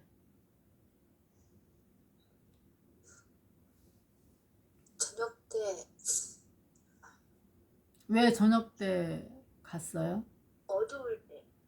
응. 어두울 때. 그러면 좀 뭘 얘기해주고 있어요? 악이 있는 때인가요? 응.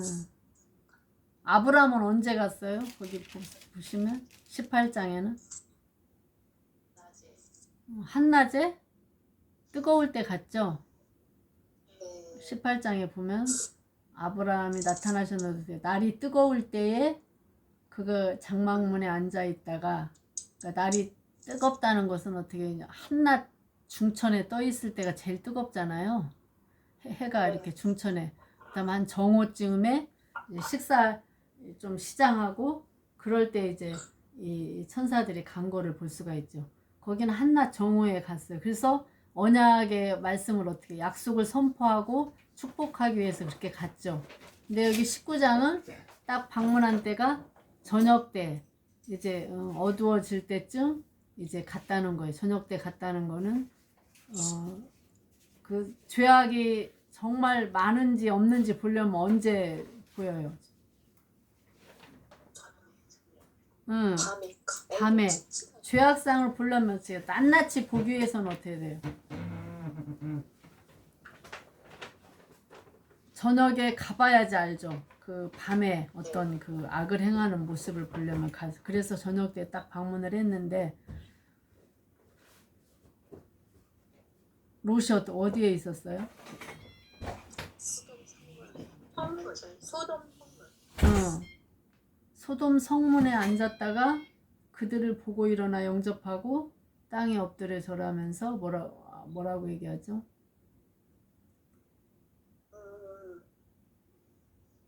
내 주여 돌이켜 종의 집으로 들어와 발을 씻고 주무시고 일찍이 일어나 갈 길을 가소서. 그랬더니 뭐라고 그래요? 우리가 거리에서 밤을 새우리라. 왜 그랬어요? 집으로 아이고 모시고 저기 씻고 주무시고 가세요 그렇게 얘기하니까 왜? 죄악이 어떤지 보시려고 왔으니까 집에 안 그렇죠. 들어가고 그렇죠. 거리에서 밤을 한번 새워봐야 이 사람들이 얼마나 악이 가득한지 좀 알 수 있잖아요. 그래서 집으로 돌아오라고 딱 이렇게 하는데 그냥 딱 잡아 떼우고 아니다. 우리는 거리에서 밤을 새울 거다. 이렇게 하죠. 근데 이제 롯이 어떻게 돼요? 3절에 보면 간청하니까 그제서야 돌이켜 집으로 들어왔다. 그래서 롯이 그들을 위해서 어떻게 해요? 식탁을 베풀고 무교병을 거으니 그들이 먹으니라. 그렇죠. 그래서 그 이제 손님들을 롯도 어떻게 돼요? 극진히 좀 대접하는 걸 볼 수 있죠. 그러니까 롯은 그래도 어떻게 돼요? 조금 나은 어떤 그런 구별된 점을 좀 보죠. 이 나그네들이 사람들이 딱 천사가 오니까 어떻게 돼요? 그냥 아브라함처럼 똑같이 그냥 뭐 천사인지는 모르잖아요 지금. 일반 사람이에요. 그냥 손님 나그네죠.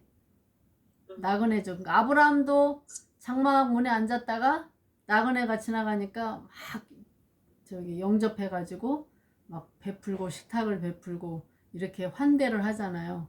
그러니까 롯도 똑같이 이렇게 이제 환대를 하고 어떻게 돼요? 식탁을 베풀고 무교병을 구워서 대접을 극진히 하는 거를 보죠. 그러니까 이런 점은 이제 소돔 다른 사람들에 비해서는 그래도 좀 어떻게 돼요? 조금 나은 그런 점을 볼 수가 있죠. 여기서 뭐 식탁 베풀고 무교병 굽고 뭐 그랬다니까 어떤 사람들은 뭐 또 그렇게 하는 경우 있어요. 뭐 아브라함은 뭐 엄청 막 이게 귀한 거 기름지고 살찐 거 좋은 거 막 가져다가 막 대접을 하고 막 해서 극진히 했는데 롯은 그냥 뭐 이렇게 보니까 표 여기다가 이렇게 써놓은 것이 간단해요. 막 복잡해요.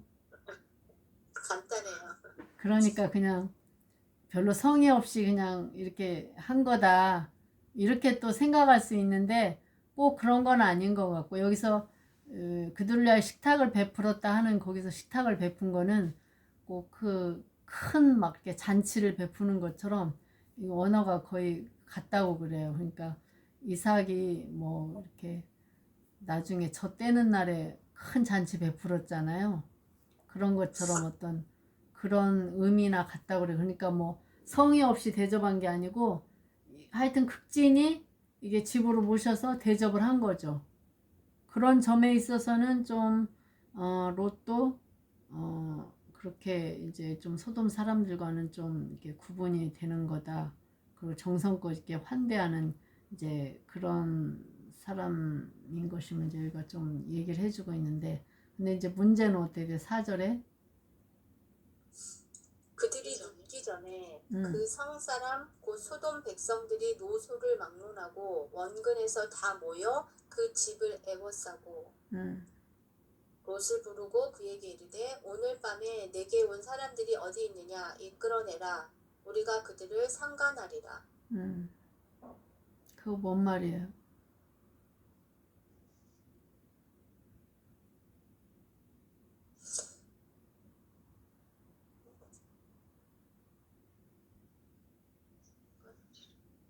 나쁜 사람인 줄 알았나요? 응? 아니에요. 여기서 그 상관하리라 그거는 이제 우리가 그 야다라는 단어 나오잖아요. 그러니까 부부 알다라는 단어인데 부부가 이렇게 이제 아는 그런 어떤 관계, 성관계, 성적인 그런 얘기, 이제 거기에 해당하는 그 상관이라는 단어거든요.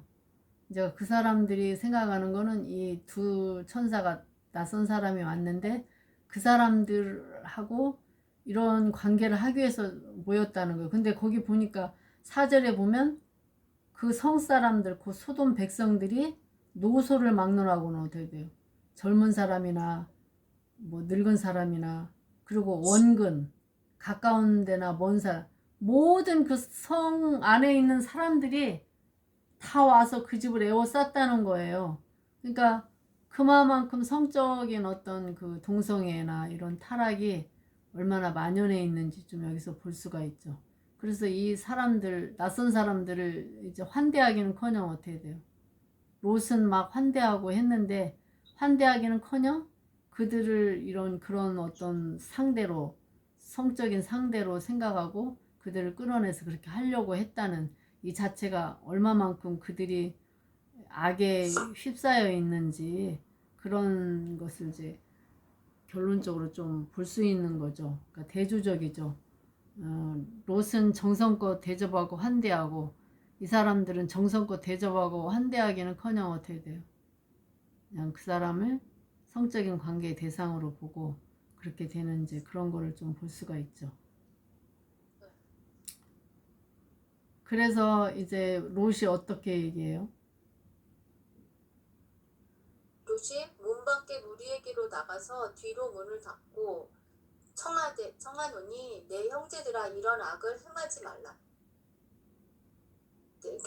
그러면서 뭐 내게 남자를 가까이 하지 아니한 두 딸이 있노라. 청하건대 내가 그들을 너희에게로 이끌어내리니 너희 눈에 좋을 대로 그들에게 행하고 이 사람들을 내 집에 들어왔은즉 이 사람들에게는 아무 일도 저지르지 말라.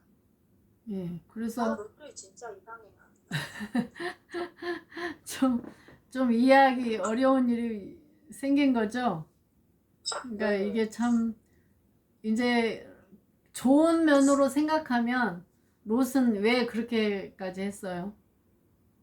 손님들을 지키려고 한 거긴 한데. 그렇죠. 나그네를 이제 보호하기 위해서 막 그 자기 딸을 내주더라도 막 이 나그네를 보호해, 내 집에 온 손님을 내가 보호해야 된다는 어떤 막 그런 생각이 강했다고 볼 수 있고 또 네.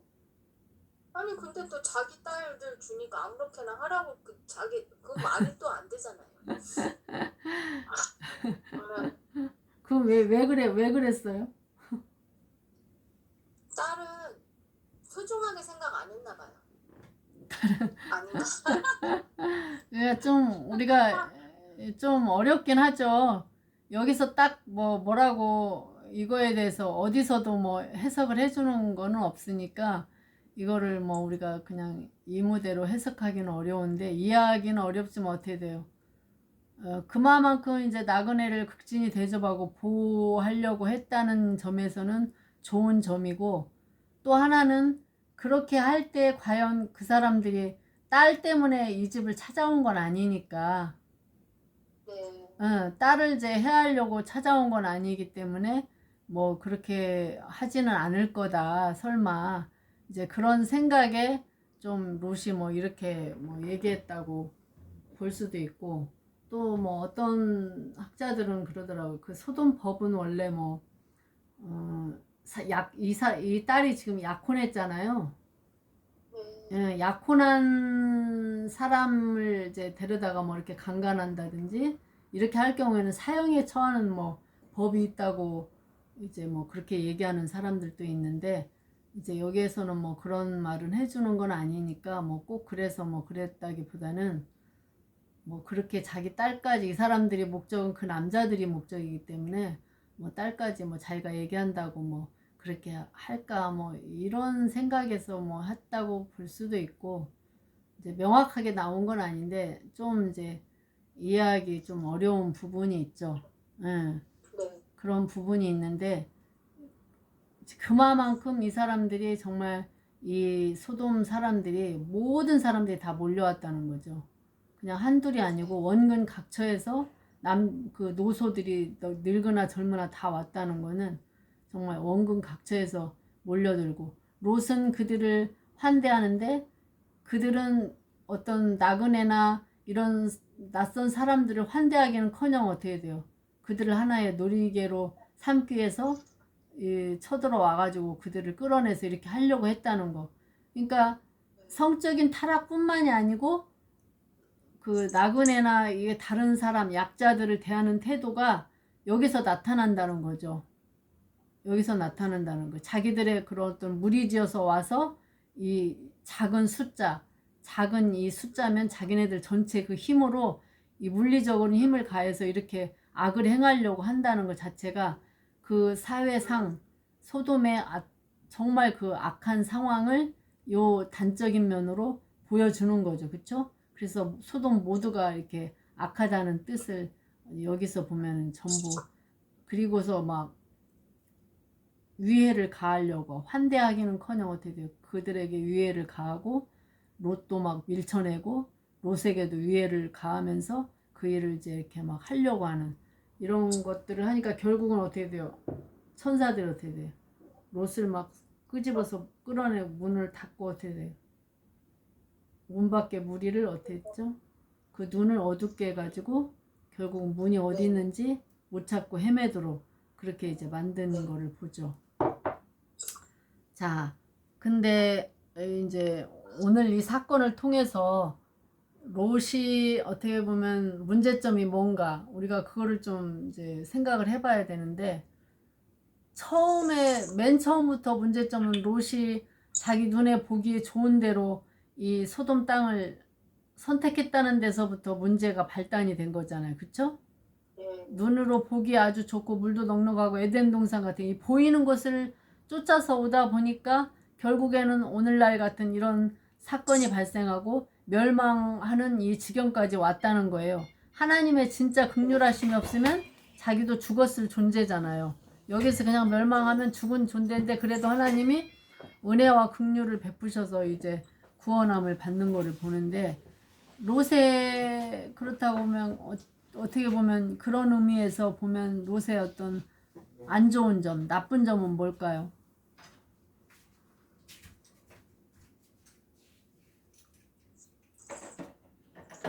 자기 생각대로 간 거야? 처음에 그 선택해서 간 거 말고요? 선택해서 그러니까 자기가 자기 생각대로 좋을 대로 갔잖아요. 네. 그러면 그렇다고 보면 가서 봤는데 그 지역이 어떤 상태였어요? 처음에 갔을 때부터. 악이 많은. 그렇죠. 그 지역은 아주 항상 악했다고 그랬잖아요. 소돔은 어떻게 돼요? 항상 악한 도시.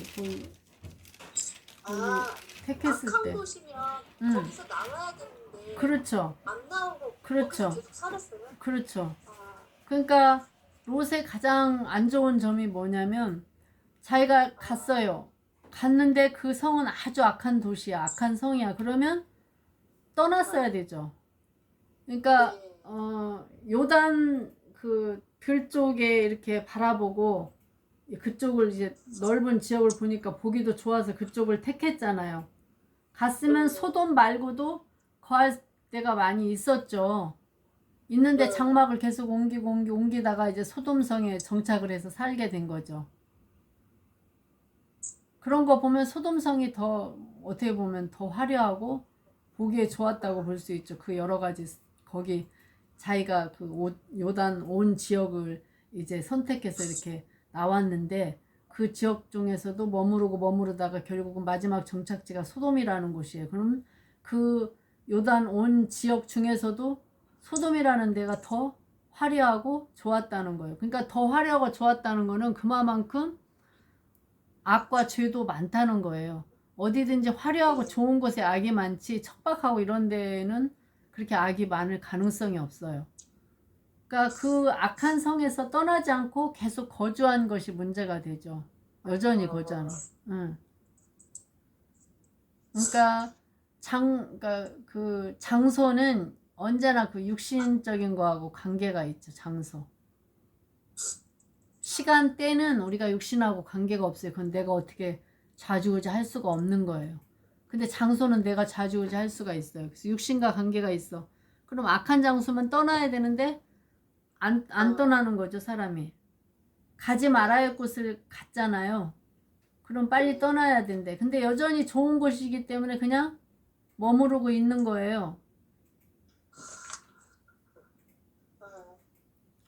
악한 세상이기 때문에 내가 끊어야 돼. 근데 사람이 끊냐고. 근데 결단해야 되는데 결단 못 하는 거예요. 그곳이 살기 좋은 곳이면 내가 그냥 그곳에 있어. 저기 시골에 뭐 별로 살지도 않고 사람도 별로 없고 그냥 그런 데 가고 싶지 않아. 여기 뭐 악한 곳이라 나는 막 이 성 있고 좋은 곳 있고 찬란하고 막 화려한 데 있는 이 도시에 살고 싶어. 이를테면 그거하고 똑같은 거예요. 아무래도 이 복잡하고 화려한 이 도시는 범죄와 죄악이 더 많은 곳이잖아요. 근데 거기 있으면 뭐예요? 좋은 점이 누릴 게 많아. 누릴 게 많죠. 그러니까 광야에 우리가 안 가고 싶어 하잖아요. 광야에 가고 싶지 않고 막 기름지고 좋고 막 이 젖과 꿀이 흐르는 곳에 살고 싶잖아요. 거기에 막 죄가 많고 악이 많은데도 안 가고 싶어 저쪽으로는. 그게 어떻게 보면 우리 인간의 여전히 육신적인 어떤 모습이다. 거기서 떠나기가 쉽지가 않은 거예요. 안 좋다는 거 알면서도 몸이 안 가. 한번 거기에 익숙해지면은 여기가 조사원이가 되는 거예요. 있으면 막 편하고 누릴 거 많고 우리도 그렇잖아요. 다 알아요. 아유 여기 나쁜 아유 여기 있으면 물들어. 아유 별로 안 좋아. 그런데도 어떻게 돼? 거기 사니까 참 편해. 혜택 받는 것도 많고. 그러면 그냥 어떻게 돼요? 거기 안주하고 우리가 살죠. 떠나면 고생이야. 거기 떠나면 혜택 받는 것도 없고 누리는 것도 없고 고생해야 돼. 내가 다 수고해야 돼. 그러면 우리가 알긴 알지만 이쪽에다 발을 담그고 있는 거죠. 이쪽 세상에 발을 담그고 있는 거지. 거기 발 담근 데서 딱 뒤돌아서 떠나서 결단하고 가면 그때부터는 그냥 막 십자가 길이에요. 고통의 길이고 고난의 길이에요. 그러니까 우리가 쉽게 결단하고 가기가 어렵잖아요. 오늘 우리 모습하고 똑같아요. 롯이. 뭐 우리는 롯이 아닌 것 같지만 여전히 우리도 롯처럼 살고 있는 거예요. 우리 죄악에 그냥 발을 담그고 있잖아요. 우리 세상에 완전히 끊지 못하잖아요. 세상적인 것에 완전히 끊어야 되는데 믿음 생활하면서도 여전히 못 끊어. 그걸 끊으면 내가 힘들어요. 일단 내 육신이 힘들고 편한 것에서부터 안 되니까 힘들고 많은 사람들하고 사귀고 관계하고 해야 되는데 거기서 떠나려면 어떻게 돼? 내가 고립되는 거예요. 내가 고독하게 살 수밖에 없어. 안 그래요, 여러분들? 그러니까 그냥 여기서 그냥 관계를 유지하고 있고 어디 모임에도 들면 그 모임이 뭐 세상적인 모임하고 막 섞였어. 그래서 막 그렇게 됨에도 그거 못 떠나는 사람들 많잖아요. 평신도들 가운데는 뭐 우리가 사역자면 뭐 인간적인 모임에 뭐 이를테면 뭐 안 가지만 일반적인 평신도는 뭐 일반적인 세상 모임, 동창회 모임 뭐 뭐도 가고 여기 있으면 여기도 가고 뭐 교회 모임도 가고 다 가는 거 아니에요. 그런 것처럼 예를 들면 그렇다는 거예요. 그거 못 끊는다는 거예요, 사람이. 끊으면 어떻게 돼? 점차 고립돼서 갈 데가 별로 없어. 누구하고도 만날 사람 다 비슷해. 그러면 그냥 그거 다 끊어야 되는데 그러면 이 사람도 못 만나고 저 사람도 못 만나고 여기도 못 가고 저기도 못 가고 그러면 내가 혼자 고립돼서 살아야 되니까 그렇게 되지 않는다는 거죠. 롯처럼 여전히 그냥 소돔과 고모라에서 살고 있는 거예요. 안 좋은지 알면서도 그냥 떠나지 못하는. 그래서 그게 이 장소라는 게 참 무서워요. 그래서 거기서 못 벗어나는 거의 우리의 어떤 문제점들은 다 좀 그렇다고 보지 않으세요? 어떻게 생각하세요, 좀?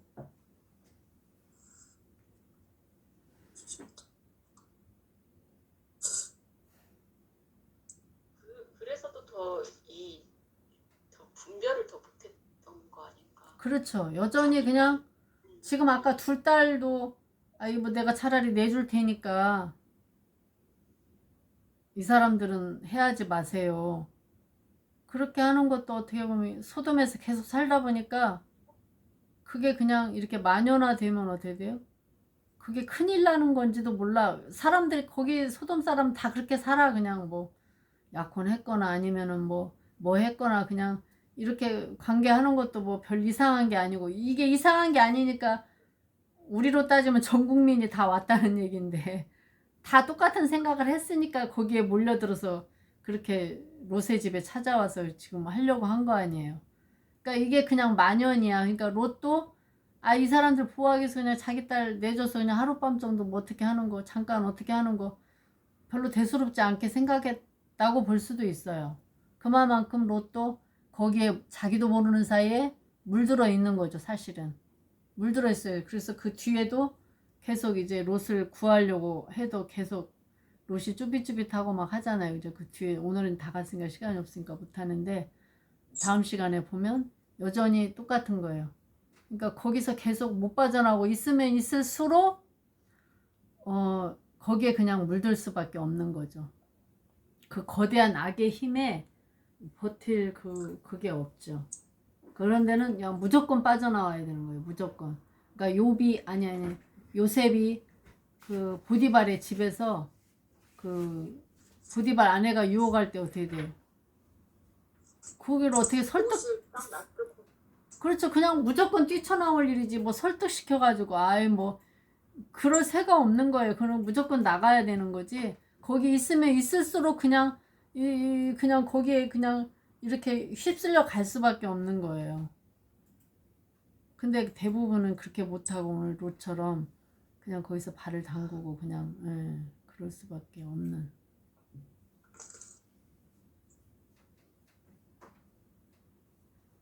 자, 오늘 여기까지 하겠습니다. 시간이 지나서 이제 오늘 보면서 이제 느낀 점들 한번 한마디씩 하고 마치겠습니다.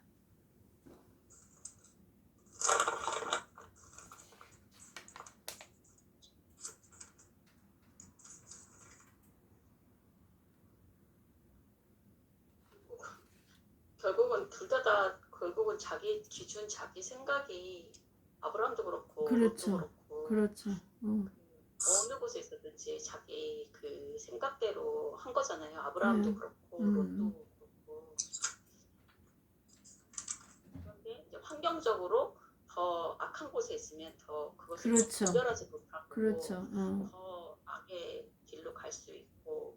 그래도 아브라함은 하나님과 대면하고 하나님의 말씀을 통해서 계속 자기를 죽여나가는 과정이기 때문에 점점 말씀 쪽으로 가는 거고 롯은 전혀 그게 없죠. 그래서 그냥 롯이 구원받았다 이런 처음보다 오늘의 것은 그냥 내가 내 생각들에서 그거를 자기를 포기해야 되는 거가 음, 되게 많이 다가온 것 같아요.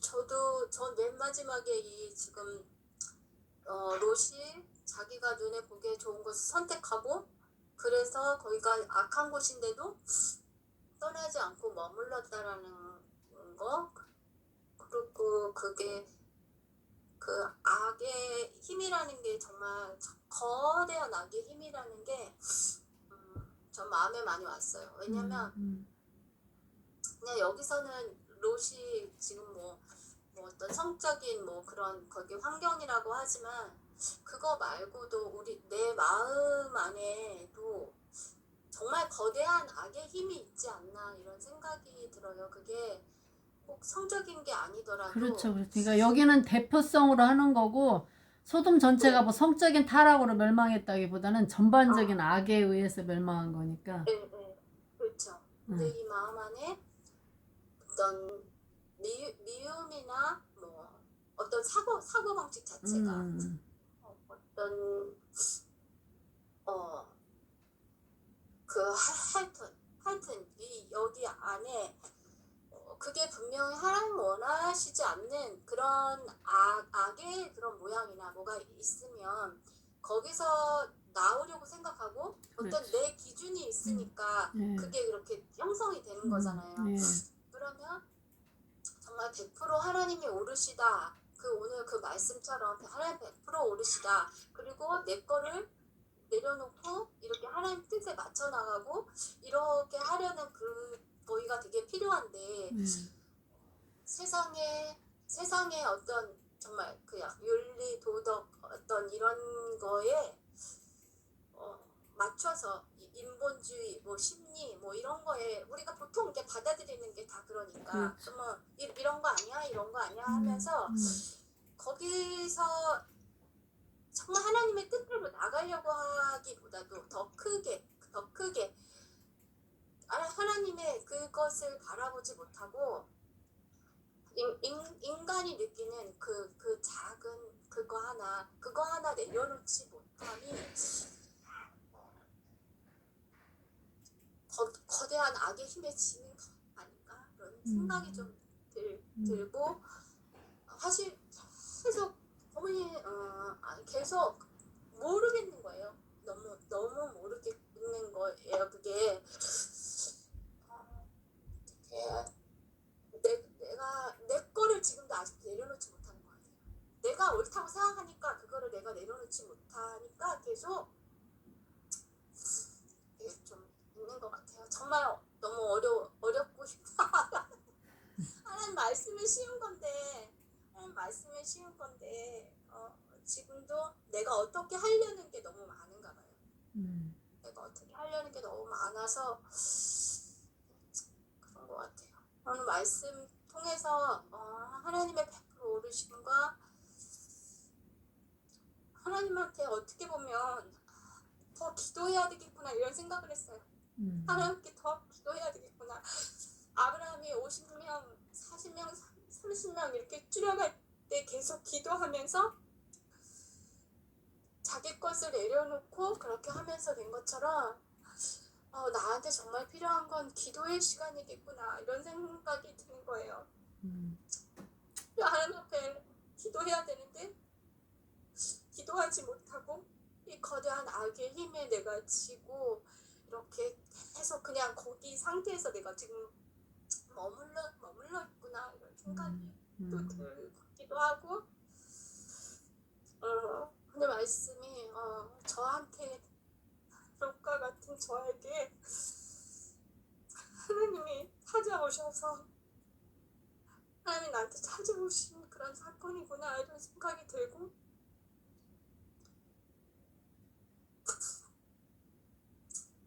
그래서 기도할게요.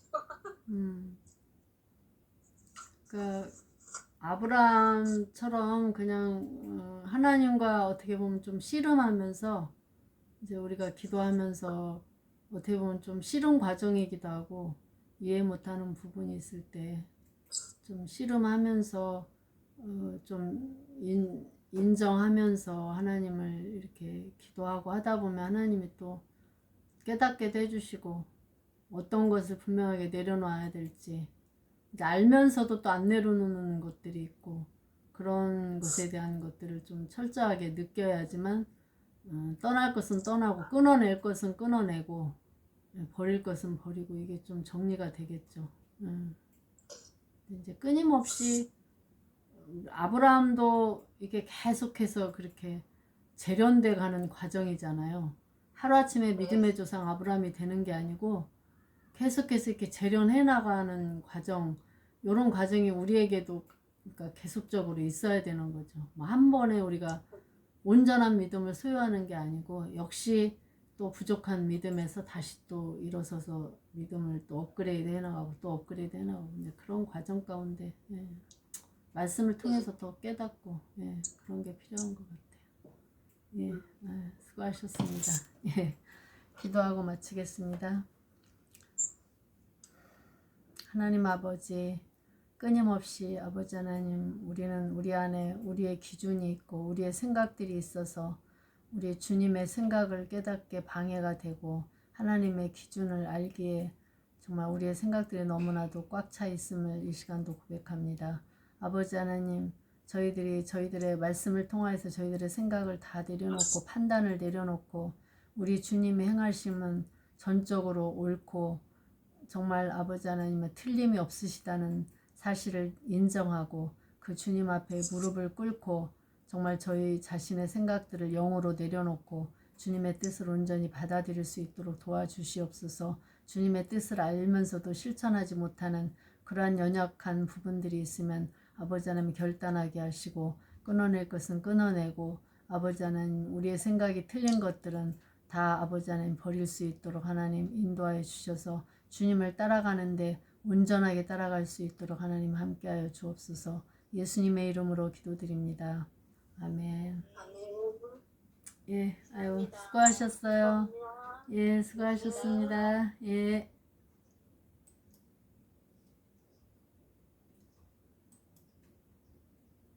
저 꺼줘요.